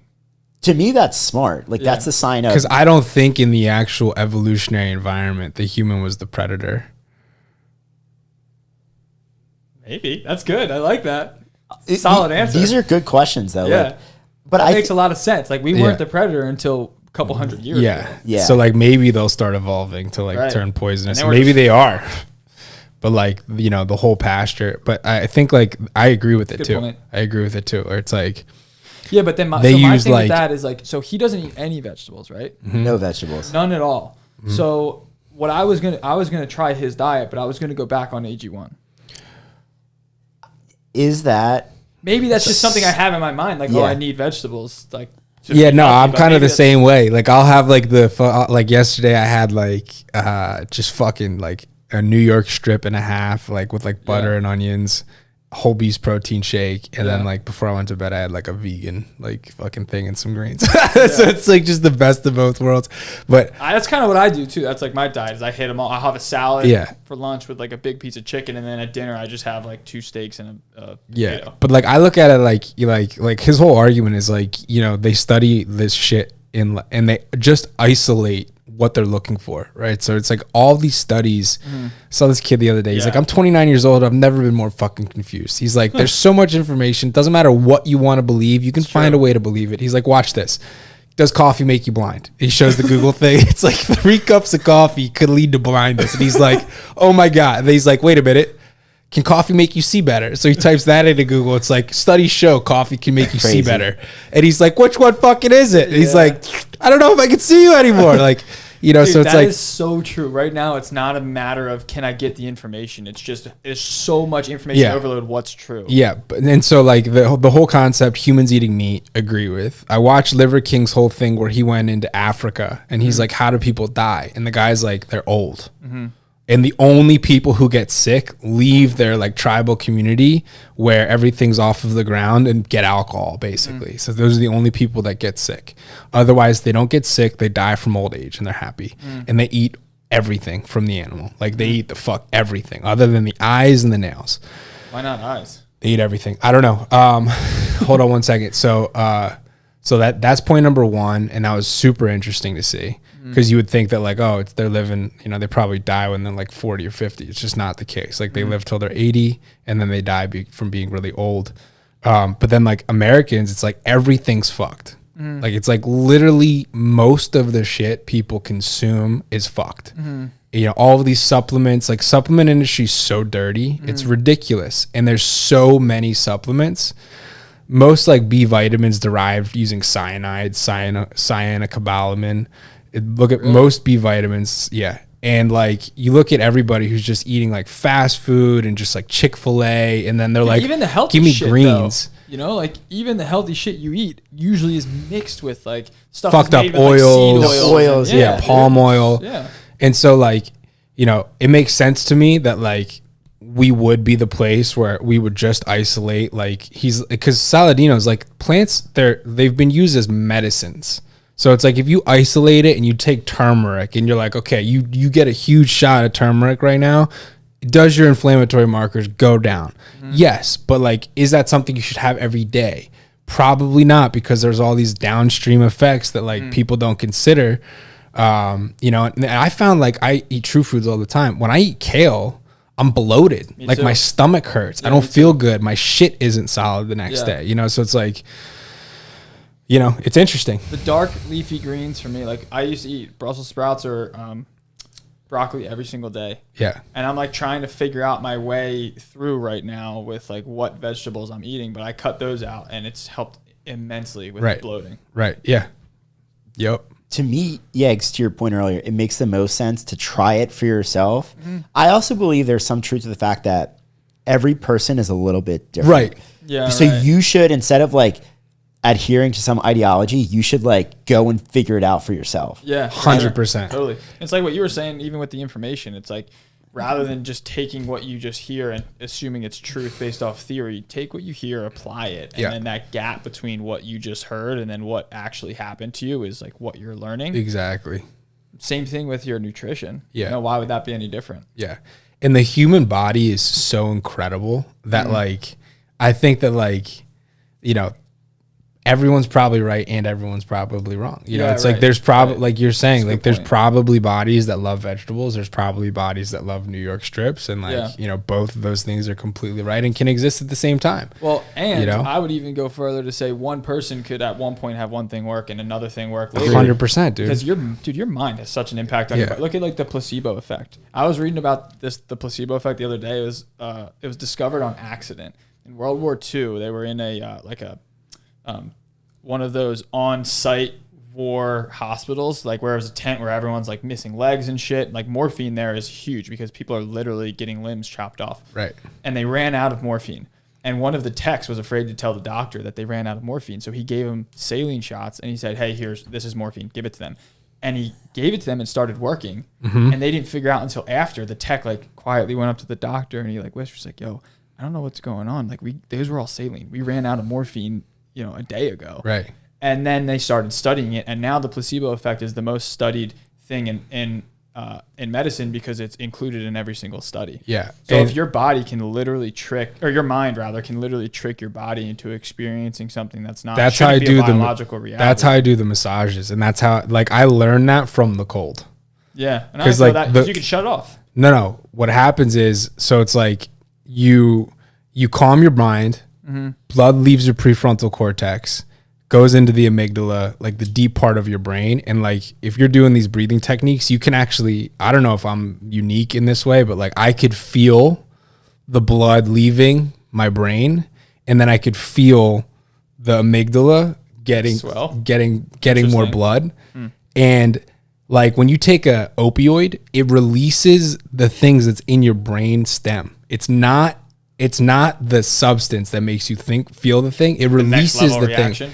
Yeah. And your body can release that stuff for you. So it's like you go into the cold and you get into this meditative state and you activate like, you know, a higher, you know, intelligence or like just like the infinite intelligence that's going to try and like make your body survive at all costs. Right. So it's like, what's going to, you know, produce that? Being underwater, not breathing in a freezing cold environment, your body's like, I need to live right now. And all of a sudden you're starting to get warmer or you can't even feel the cold. And I remember thinking like, this is the most unbelievable thing. And so now I use it as like a technique where it's like, when I'm working out, I can shut off my head and I can just go into this thing and I can get my body to like the massage yesterday. Like she's digging in my fucking hamstrings and I'm just like off, like, okay, brain off. I need something that's going to stop this. And like, I don't know if I'm tricking myself or whatever, but like I can like make it. I feel like I can make like opioids or something come out. So I like actually do not feel pain. Yeah. And I mean, your body can do that shit. Regardless if you're like, you tapped into something different or you're tricking yourself that you tapped into something different, like what's actually the difference there? Because the results I are the guarantee if you tested me like in the water or in some of these things, I guarantee you it would show that there are those active chemicals in my bloodstream. I mean, Wim Hof's done a bunch of that testing. Yeah, exactly. He's done a ton of stuff with that. Yeah. You couldn't convince me otherwise because it's like if you're in freezing cold water and you don't feel the fucking cold anymore, it's like, and it's not because like you're numb because like it wears off and then all of a sudden you're freezing. I mean, we know that it can happen just from the story that I even just shared of how the placebo effect was discovered. That's what was happening to those people. Their brain or whatever, their body was releasing. Dumped the painkiller. Wim Hof's interesting because he actually has like scientists and shit that validate his stuff. Like that's crazy. And he's so and then open. He got 8 people who had never done the breathing technique and had them all get injected with E. coli virus. That's crazy. Within 1 week of teaching them the breathing technique, and they all showed impervious to it. So like, yeah. So that thing, like that technique was just so powerful for like a reboot of your whole. Like I remember it was in Bali and there was a real hot sauna and like 2 cold pools and I was getting congested. I was getting sick and I do the breathing I go underwater and like you get to a point where you hit this response that you're looking for when you're doing that technique where like your brain, something happens in the bottom of your brain where it like something happens. Like, I don't know what it is. Something fucking happens. And I literally came out of the water. My entire fucking thing that was in my face like released, spit it out, and then it was just gone, and I was better. Like it was like boom, gone, better. I'm Crazy. like, so it's like whenever I'm feeling anything, I'm like, I gotta go breathe. You know, Yeah. it's like let me go breathe. Yeah. But it can't be that easy. Like for humans, it's like no, I would rather fucking just eat a pill or like you know just there's no way Oh, what's I'm in easier? control of this. Yeah. You know, it's the shortcut's easier. I think the pill's easier. Yeah, I mean it's definitely perceived as easier. Like it's Yeah. like what requires you to do nothing. Easier But in the short term, you know. The Yeah. long term is definitely harder. Yeah, for sure, exactly. It's so yeah. I mean, it can't be that easy. Like just move your body, get sun on it, fucking eat healthy food, and breathe well. Dude, you know what's fucked is there was just a video where Dr. Fauci like 3 years ago came out, and that's what he was saying. Like the guy was like, "Oh, should we be worried about the flu? It's a big flu season." He's like, "Don't be worried about the flu. Don't wear a mask. You don't need to worry about any of that. Just go get some sun, get some exercise, Yeah. eat healthy, you know, do things that make you happy, and then your body will fix itself." Wants to live. Yeah. To me, yeah, that's like that was the thing that I didn't understand is like get sunlight. Obviously, it's impacting people that are not in good shape for the most part, right? There's exceptions. Well, dude, and also What doesn't? a crazy high correlation people that are vitamin D deficient. I think too. it was 80% of people that were hospitalized were obese. Yeah. Which is 82, like, I it's think. very sad actually. And I think Yeah. it's actually sad because if people had that information, like maybe Yeah, they they'd be would have. directed in the wrong way. I mean, we shut gyms down and wouldn't even let people outside. Yeah, it doesn't make any Yeah. sense. Meanwhile, like candy sales went on like an all-time high. Yeah, because Netflix is that's the only thing to do. So what do you Yeah. do when you're sitting People- down watching Netflix all day? Is you Yeah. binge eat. No sunlight. The whole thing's fucked. Yeah. Yeah, The whole thing is fucked. yeah, It's like what is actually the problem if 80% is from obesity? yeah, It's fucking being obese. yeah. Like that is the problem. Right. So This is a nail in the coffin of my corporate career. So hopefully anybody watching doesn't get this. Yeah, this you're far. smoked. I'm done. I love the whole thing that's happening with Elon though right now. Oh No, my that's- god, dude. Dude, it's unbelievable. That's just been like a fucking sitcom that we get to watch. I'm just so happy we and get to it's watch it all so unfold. quickly. Like the feed is so different, so fast. Yeah. Well, dude, no. All Here's these what's weird. conservative people, they're He- like, I'm gaining 60,000 followers a Dude, day. he hasn't taken over yet. He has nothing to do with Twitter yet. So what's going on? What I think is happening. They're pre. I think they're dumping the bullshit in the algorithm that they weren't talking Oh, about. so to they're the trying to public, hide and the they're dead hiding bodies. It. Yeah. Yeah, they're hiding the dead bodies. Ah. I mean, why does it happen where like Elon buys it on Monday, someone sees a 100 person increase. Damn. On Tuesday, Didn't even think of it's that. 60,000 increase. Didn't even think Wednesday, of that. 70,000. Didn't even think of that. I don't know. Employees are hiding the bodies. I honestly though, because Elon Musk has like the most best. Hopefully they can still find. Hopefully he can still find the juice. You know. Yeah, oh, Hopefully yeah. he can go back and. I think like, that's one of the reasons why he wants to do it. He's like, yo, let's, because he's he's the OG with AI and like he's Oh, yeah. he's so much further than everybody. oh yeah, and dude, the way that he even approached this buyout was like 3D chess. Oh, yeah, like he tried to buy it, like, and then they said, Dude, he they did the silently poison bought pill. Yeah. 9% or whatever. Guy's on another level. Yeah. He's just on Next another level. fucking level. I love to. I think at first they They're were like, do you have a backup plan if this doesn't go through? He's like, Yep. Yes. He's like, what is it? He's like, we'll save that for when the time Yeah. comes. The thing is, the Twitter board of directors would have been financially liable if they didn't take Right. the deal. Yeah. But they were thinking about it. Like, Well, to me, dude, which is crazy. especially because when the quarterly earnings came out, like It what, was 2 trash. days ago, yeah, it's trash. It went down. So if they would have rejected that offer at a 30% premium and then their stock drops 30% Yeah. the other way on top of that, it's like, yo, Illegal. you saw these you numbers broke already. the fiduciary No, duty yeah, it's to literally your like shareholders. I don't get why they're pissed. Like, if you hold a lot of stock, it's like you weren't going to make that money another way. It's The people control. are- Yeah. that's why it's control of a narrative. Yeah. Totally. So it's Well, like, dude, they were using like, Twitter. what's to more set the powerful, narrative. money or being able to decide the oh, dude, now presidency? I'm really fucked. I mean, dude, so I mean, bro, it's people who obvious don't though, agree right? with No, that no, it's- can kick fucking rocks. How can you be on the side of censorship? Like, that's what I want to ask people. Historically, tell me one time the side of censorship. Yeah. Like, that's why I think a lot of common sense people actually on the left agree with us. Totally. I really think it's like the loudest 10 to 15% Totally. that were the same people that just have these ideas that don't make any sense. I think most people are like, yeah, like you should have freedom of ideas. And if you don't like the idea, like, that's fine. Let's bring it actually into the light so that we can combat the bad idea with good ideas. And the other thing is too is like if you want to be pro censorship, you have to have 100% accuracy. Like, and I agree. If you want to make that argument, but they've been wrong. Right. They've been wrong on multiple 100% accuracy. No, it's just impossible. No, like it's there is Exactly what we were saying before. Someone's going to be right about this and wrong. Exactly. But they were wrong about like facts. Like, lab leak. Dude, See, Hunter Biden's laptop. Dude, no, come on. no, Let's go. fuck, bro. Listen, this podcast better take off. I mean, dude, it's fucking like it's true though. You know? Like, I mean, don't worry. This episode probably won't take off because of these words being It'll said. take off on Twitter now, but YouTube. Now we're fucked on Yeah, YouTube. right. Twitter Live. They do have a Twitter Live now. Whoa. Yeah. Nice. But yeah, I mean, I am so happy. And then Biden's like, oh, we need to have this like Homeland Security fucking thing. No, the Ministry of did Truth. you see her? Truth. What the fuck, dude? I It's like know. the part in Harry Potter where the bad people took over. I know, dude. Like, what the fuck, man? Like, how obvious? Crazy. Like, how blatantly obvious? Who in their right mind could be like the human that is single-handedly doing more for humanity than anybody else? Who in their right mind could be like, that's a bad guy? Like, who in their right fucking mind? But my thing with it always is like, all right, well, let's just wait and see. Because all I know is the people that are running these, like Twitter, for instance, right now, are doing a really, really horrible job. Right.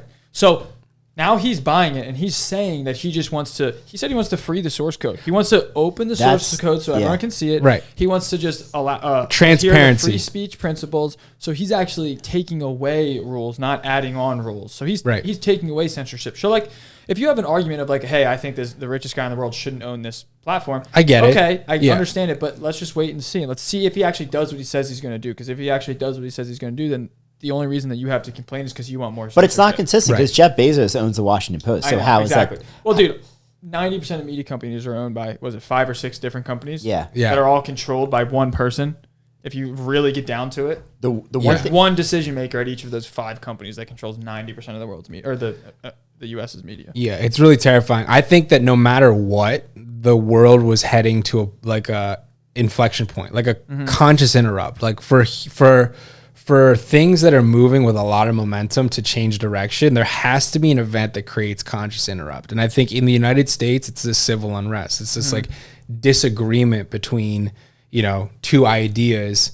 And it's like the people who are being poorly affected by the one idea is the people who believe in it, which is just mind blowing to me. Like the lower and the middle class, and then very professional class all want like this one, ideology to exist and the other one to not. And then the professional class, they're benefiting, but then all of the other people are like, they're like worshiping the person who's fucking them. And they're the majority. They're the ones holding it up, right? Holding up this idea system, right? And then where was I going with that? So I think either way, civil unrest would have taken place, right? Whether it was 20 years down the road, the powers that be stay in control of the narrative.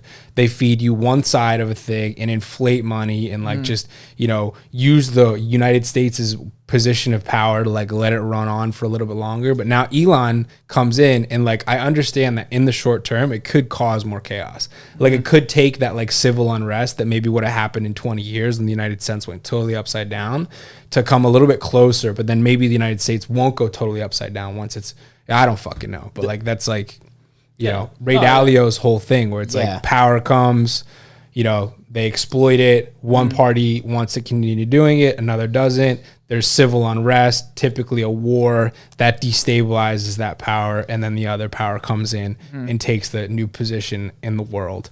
The crazy thing is though, is I think I would say probably 80 to 90% of the media coverage, for instance, is focused on the 2 poles of these opposing viewpoints, and those polls probably consist of 10% and 10%. That's the key. 80% of the middle is totally unrepresented by establishment legacy media companies. Right. You 100%. you don't know where to throw your hat. There's no ring for you to throw your hat. The idea people need to understand is that I think Luke, you had the news media is not incentivized to tell you, to inform you. Right. They are incentivized to get more eyeballs on the screen. Right. And the way that they do that is through fear. Yeah. Once people understand that, that's the thing. Whether you want to That's say a great CNN point. or Fox, they are not there to tell you the truth. Yeah. They are there to get you to watch, and they know Totally. what they have to say to get you to watch. And once you understand that, I think you have you can have a much more healthy relationship with the news. 100%. So that's a great way Well to said. describe it, for sure. The other thing I was going to say on the open source thing, to me, that's an idea everyone can get around. That's why I like Bitcoin too. Everyone sees it. Like, why are you against that? Totally. Why are you against having Twitter being Let's open see source? the algorithm. Then Yeah. you just can understand the rules, and then we can debate on if we think the rules are good or bad, because now they're in the light of day. Right now, the debate struggles because you don't know what the rules You are. don't, yeah. Yeah. Yeah, He's man. just like, yeah, I just want everyone to know what's going on. And then people are like, fuck you. Yeah. It's just wild. It's just fucking wild. Yeah. But it's cool that we have like And Elon. good people on our side. Yeah. You know, like Elon Musk. Yeah. Yeah. I know, right? Like I believe that he's on our side with this. Yeah, I do too. And look, I'm open to being proven wrong. I'm gonna be taking a interested, look at how it all plays out. Yeah. Yeah. Could totally be wrong, but What I think I'm you're excited. they're pissed about the power. Like that's why I think they hate Rogan too, because like you have Rogan and Jamie who get 10 million people a show, Yeah. and CNN has 3,000 Dude, employees. CNN, they did CNN Plus, and they lost God. $300 million. Yeah. And they got less than 10,000 customers. dude, they lasted. You got less than 10,000 customers for $15 a month, and you wasted $300 million. Are you fucking But kidding me? here's why they're so delusioned. They were hoping for I think it was 2 million subscribers. That's what their business model called for with the Jesus. investment. But the average show every night gets like roughly 150,000 viewers. So no one watch it Why? for free. Now they're gonna pay $15 and How you're are gonna these 10x. people so delusioned that they're like 150,000 people tune in for free every night, and now 2 million people are going to subscribe? Yeah, You've lost your mind. it's bizarre. You've lost your mind. Bizarre. I saw something that consumer credit card debt is up 35% month over month. I think that That's wild. I mean, you see the stock market right now. Amazon dropped 15% yesterday. Amazon, so the big cap companies. So I think a recession's coming. I think that, Well, dude, all right, but even I if we think just some look at shit like, is going down. first of all, a recession's just 2 quarters. We had one quarter this GDP. week. Yeah. One quarter, and like that doesn't even take into account the rise in rates. 100% it's going to be a recession because it's just going to be 2 quarters. Like there's no way we don't have negative GDP growth next quarter. Right. So Yeah. yeah, it's going to be a recession, but then the question is, how do we respond? Do rates then drop? And No, they can't drop What the gets rates. impacted? They're stuck between a rock. With I think inflation. real Yeah, but if estate's you going to have- get impacted. I actually don't. I do. Well, I think that like the apartment. the I think apartment there's building so stuff many is- people that are over levered in real estate right now. They have Where? What sector? like real estate's a big homeowners, thing. like individual homeowners. So like the standard homeowner, they saw all of their stocks go So up. I kind of disagree with that. So like that was the big issue in 2008. Yeah. Right. Is like everyone was over leveraged, and you had people that were just getting these loans that they didn't qualify. That's what for. I think is going on. Now you have a lot of people, but like people have equity in their homes. Like you weren't seeing as much of right now happening what was happening in 2008, where people were, you had strippers getting second houses, because they were qualifying off like fake income and they were levering to 97%. Yeah, Like, I don't that's know, just not- dude. There's people with no money that have like fucking 750 credit scores that have been buying houses. Like I think the whole way that credit is understood is like not reliable. Yeah, maybe. I mean, by statistics, it's just not happening as much now as in 08. I Yeah. mean, I like right now in the Philadelphia market, there's 1 month supply. So even though rates are going to go up, that's going to hurt your demand. But then like a healthy market has like 7 to 8 months supply. So even if the demand goes down, what's a healthy market? 4 or 5 months, And so we have 1 month of supply. So if people start defaulting, then that'll increase the supply. Right. So if you have an increase in supply that's like really, really substantial, And then really big rates and still an inflated price, who's buying it? no, then the price would drop. I'm saying I don't think the price is going to drop until you have both of those factors. Demand's going I to think drop that's with coming. with the rates going up, but supply is so fucking low. I mean, but the Supply chain's 35% increase in credit card debt over month, 35% from last Yeah, month. that's a lot. That's wild. And it's never done that double digit jump. Like the I forget the chart. It was fucking one of Meet Kevin's videos. He goes through like what's that website that gives you like M1, M2, all monetary supply, all that shit. It's like Fred.com or something like that. I don't know. Yeah. Like to me, that was just an obvious indicator. It's like, okay, people don't have enough money to buy the things that they're buying. Yeah, for That's sure. not good. Honestly, I think the apartment market is just gonna absolutely get slaughtered. What's your prediction? I would love that. For each of you guys, one no, year not from now. rents. I'm saying like apartment owners, because that's the Wouldn't people the that rents are be levered up high. involved? At that point, rents would drop. I mean, probably. Fuck yeah, let's go, dog. Yeah. So 1 year from now, macro picture, like pick any sector that you want. What's your prediction on like the state of the economy? I know it's a loaded question, so if you want to take it from real estate perspective, Yeah, I you mean, can I take it just from the consumer perspective. I try to keep my finger on the pulse with the real estate stuff for the markets that we're in. I honestly don't. First of all, when too many people are talking about a recession, I get real comfortable. Yeah. And I'm like, all right, we're good. When everyone's like, yo, the market's awesome, that's when I'm like, okay, shit, what's going on? I'm a little nervous. But I honestly don't think that the housing market, like single family houses, are going to get impacted that much. I mean, I could totally be wrong, but there's just such a small supply, and construction is so difficult right now. It's so expensive. There's not new supply coming onto the market. So in order to increase that supply, you're going to have people selling. Yeah. And I just don't think with rates where they're at, people are going to be selling more. I don't think people are going to be moving. Yeah. So I don't think that the with real estate, like the small stuff is going to get hit, but I think like the institutional money, they're buying stuff at ridiculous cap rates. Like the valuations are insane. I mean, I know people are buying stuff at like, 3 caps, like a big apartment complex, which is just insane. Explain what that is. That just means that they're getting a 3% return if there was no debt. Okay. So like that's what the apartments return. It's incredibly aggressive, and then they're leveraging them up as much as they can with, they have their standard like perm loans on it, and then there's a ton of mezz debt right now, which is like, it's debt that is issued for like your equity slug. So like, let's say you're leveraging an apartment building to 65% with debt and you have 35% equity. Then you get mezz debt on top of that for another, 20%. It's like now your actual equity position is only 15. And then the mezz debt is like 24 to 36 months. Yeah. So, I think maybe in a year, I don't know, but within like 2, I think that we'll see some people take a bath on apartments. Yeah. All right, Luke.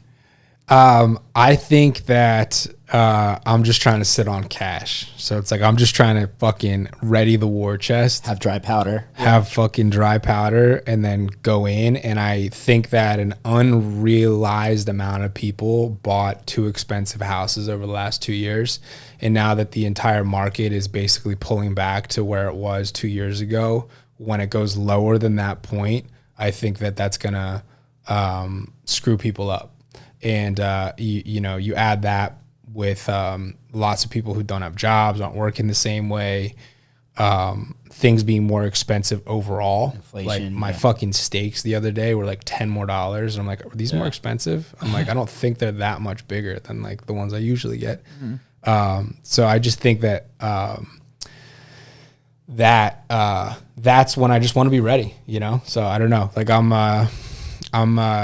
because like I last year I invested maybe like $800,000 into stuff, and I did it like because I felt like I needed to do it, and I think a lot of people were in that same frame of mind. And now I'm like, no, I'm gonna do this when it's so obvious that things are really fucked. Because if you're patient enough, like you can see that, and like you look at the last 2 years, it's prudent to think that if you double the money supply, right? Like if you do these massive things, there's gonna be downstream effects. Yeah. And now like Biden's talking about forgiving student loan debt. He's just and like trying things to say like whatever that. he can say to make sure that like they don't take that's not gonna advantage of happen, I don't think. Yeah. But like point is like you can't just give everyone tons of money and it not come from somewhere. I mean, dude, it's simple economics. It's like not obviously novel. it's going to cause a lot of inflation. Something's going to happen. It was a test run for modern monetary theory. Isn't like now we know that actually it does fuck up an economy. Isn't half of the money like in circulation now printed in the last 18 months? Like it's like 80%. It's like and now what's 2 happening because the United States did these economic sanctions on Russia.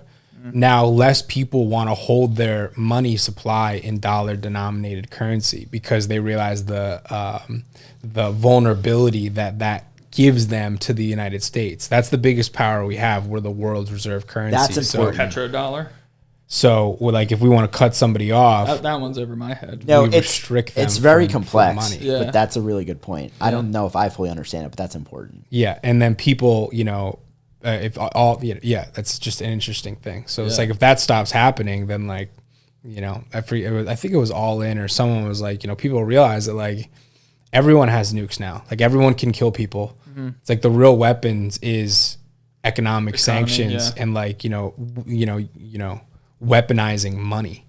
Dude, there's so many variables and things are changing at such a quick pace. Like, just to preface, I don't know is the correct answer. I don't know to your fucking question. anything. Like, it's like there's so much going on. I don't know like, anything. Yeah, totally. I'm just trying to make bets so that I'm good either way. Yeah. That's My biggest bet is hold focus. cash. Everyone's like inflation. I'm like, I'm holding fucking cash right Yeah. now. And I'm preparing, like, it's like, okay, say I would have bought Amazon and like a bunch of shit 3 months ago because of inflation. Okay. Amazon dropped like 20 something % since then. That's worse than inflation. Yeah. So I'm just trying to hold a lot of cash and just hold a lot of cash and just look. Yeah. And when it looks like real bad, start to buy. So like What you gonna buy? right now I'm going to start buying some stuff probably next week. I'm going to buy Amazon. I'm going to buy, cause like, All In Podcast, Chamath, all them, they're like all of the leak has come from small cap companies. Yep. And the big cap companies hold up like such a disproportionate part of the market that once they drop, that's when an actual recession is happening. Below. Exactly. And the consensus there is like Apple, Amazon, all of that, they can drop another, 10, 15%, and the S&P could go to like, Chamath said, and he's not God or anything, but he's obviously smart, that like the bottom's around like a 36 to 38. Like all of his billionaire smart friends think that like a 36 to 38 is where a bottom is. But so I'm just going to probably start to buy a little bit starting next week, especially if it continues to do what it's doing. I'll probably buy first thing on Monday, no matter what, a little bit, and then just keep cash. I'm just accumulating cash. My takeaway from that, and I think there's a lot of good stuff here, is like, Yeager, you guys both said this. When there's blood on the streets, that's when you want to buy. When everyone's like, oh my gosh, I'm making money hand over fist. Yeah. Like, run away. My uncle used to say, run, don't walk away. I mean, and that's something that I'm even talking about through theory. I don't fucking know. My entire professional career, the market's done nothing but go up. Yeah. Exactly. I don't And that's know, where everyone's like, well, historically speaking, I'm like, dog. We're in unprecedented. Exactly. Who Like knows? that was another tweet I fucking had. See, I literally was like, Damn, you gotta follow any me. investment advice that starts with historically and involves with the United States has less and less and less Be meaning. skeptical. People are Just like, be it's skeptical. always gone up. It's always, the S&P 500. Well, it's like, all right, well, look at Japan. Because Japan, when they had massive inflation, like they just returned to where they were 30 years ago. Luke gets it, bro. I think this should be an economic show. Like, Luke gets it. Yeah, we should go for All In, I think. Luke gets it. All right, let me ask you guys one more thing, and then I think maybe we end here. Like Bitcoin, cryptocurrency, what's your guys' view on crypto, whether it's like, is it just Bitcoin for you? Is it none? Is it Ethereum? Is it a variety of those? Is it an inflation hedge? Like, how do you think about cryptocurrency? I mean, I'm an absolute expert with trading small cap crypto. Really? I turned $11,000 into $3,000 very quickly, like incredibly quickly. It actually took a lot of skill. It's not something that everyone could have done, but I did a lot of research. I watched a lot of videos, and I was trading 20 times a day, and that's the only way I was able to see those results. So I'll try to post more about that on my Twitter if you want to follow me, Yeager227. Okay. But no, in reality, I like crypto for the I like the philosophy behind it. I like the whole open source aspect of it. I think that the implications of how it's going to mesh in with like daily life, with how we run business, how we operate society, is something that we don't fully understand yet. Same thing with the blockchain and with NFTs. I think there's a lot of really cool ways that it's going to integrate into systems of society that we already have set up, and it's going to make those systems a lot better to where we're not going to have to rely on trust, and it's all going to be done through smart contracts and through the blockchain, where everyone's going to be able to see what's going on. So I think that's really cool. But as far as like from an investment perspective, what does that look like? I don't really know. I'm going to throw a few $1,000s into a few different projects that look cool, that I think could potentially be leaders in that space as it grows. But I personally think that it was just propped up on speculation. So like right now I'm holding some money in USDC and just like ready to buy some shit when in my opinion, I think it's just sometime this year it's going to drop a lot. Got it. And when that happens, I'm going to buy some stuff. Got it. Luke? Yeah, I agree that it'd be like part of like the next evolution of humans in some way, where like, you know, with the free censorship, like, you know, fast forward like 100 years from now, free censorship's a real thing. Like humans understand the impacts of like social media, and money's really flowing like freely. Yeah, you know, I think that could likely be a big part of it, just because from like a utility standpoint, and like this is all, you know, I'm like removed from it, but this is what I understand, which is that like technologically there's huge advantages to it, and typically humans move towards innovation and they move towards where the best thing is. You know, the best thing typically wins in like a free world, right? So it's like, unless it doesn't turn out that way, If it's not a free world. That's the scary part about crypto for me. Yeah. You know, because if it's not, then like, you know, you could see that being like a real bad thing. It's like, who's really in charge and how much control do they actually have over what's going on, and what lengths will they go to stop the natural progression? Yeah, that's Ray Dalio's whole thing. He's like, Ray Dalio's like, he's like, people overlook the impact of a government like not wanting something like that to exist, and how like swiftly something like that could happen. So that's my nervousness around it. But I kind of agree with Yeager, with like, you know, I'm waiting for it to dip more. I have more than $500,000 cost basis into crypto, so like I have crypto, and that's where my concern lies, you know. But I think fundamentally I like it. Yeah, no, I think that's smart. There's definitely some regulation headwinds, but I think it's smart from a diversification perspective to have some. Yeah. Okay, well, I think that's good. Unless, Cool. Well, you got to get to your soccer game, right? yeah. Sorry, Did you call out? my allergies are killing me today. Dude, this was fun. Yeah, it's fun. a lot of fun. Dude, I would be down to set up a Saturday situation where you know, we 100%. get together and have good conversations. Sounds good. Yeah. Lock it in. Saturday mornings, 9:30. Well, next Saturday. All in. What the fuck? Chamath, we're coming for you. What's your schedule next week? I'm in Aruba. I go to Aruba on Wednesday morning Till? the following Monday. Okay. So the following Saturday, I'm down. All right. Sounds good. Dude, this was a blast. Yeah. All right, everyone. Again, boys. Have a good day. Once we went down the Elon Musk, like that, that's how I read That was a that. rabbit hole. And honestly, I could have went another 2 hours on just that whole situation. I was like, It's all just right, do I want to comment on this? And then it was just too interesting. I was like, all right, full send. That was fun. 2 hours and 11 minutes.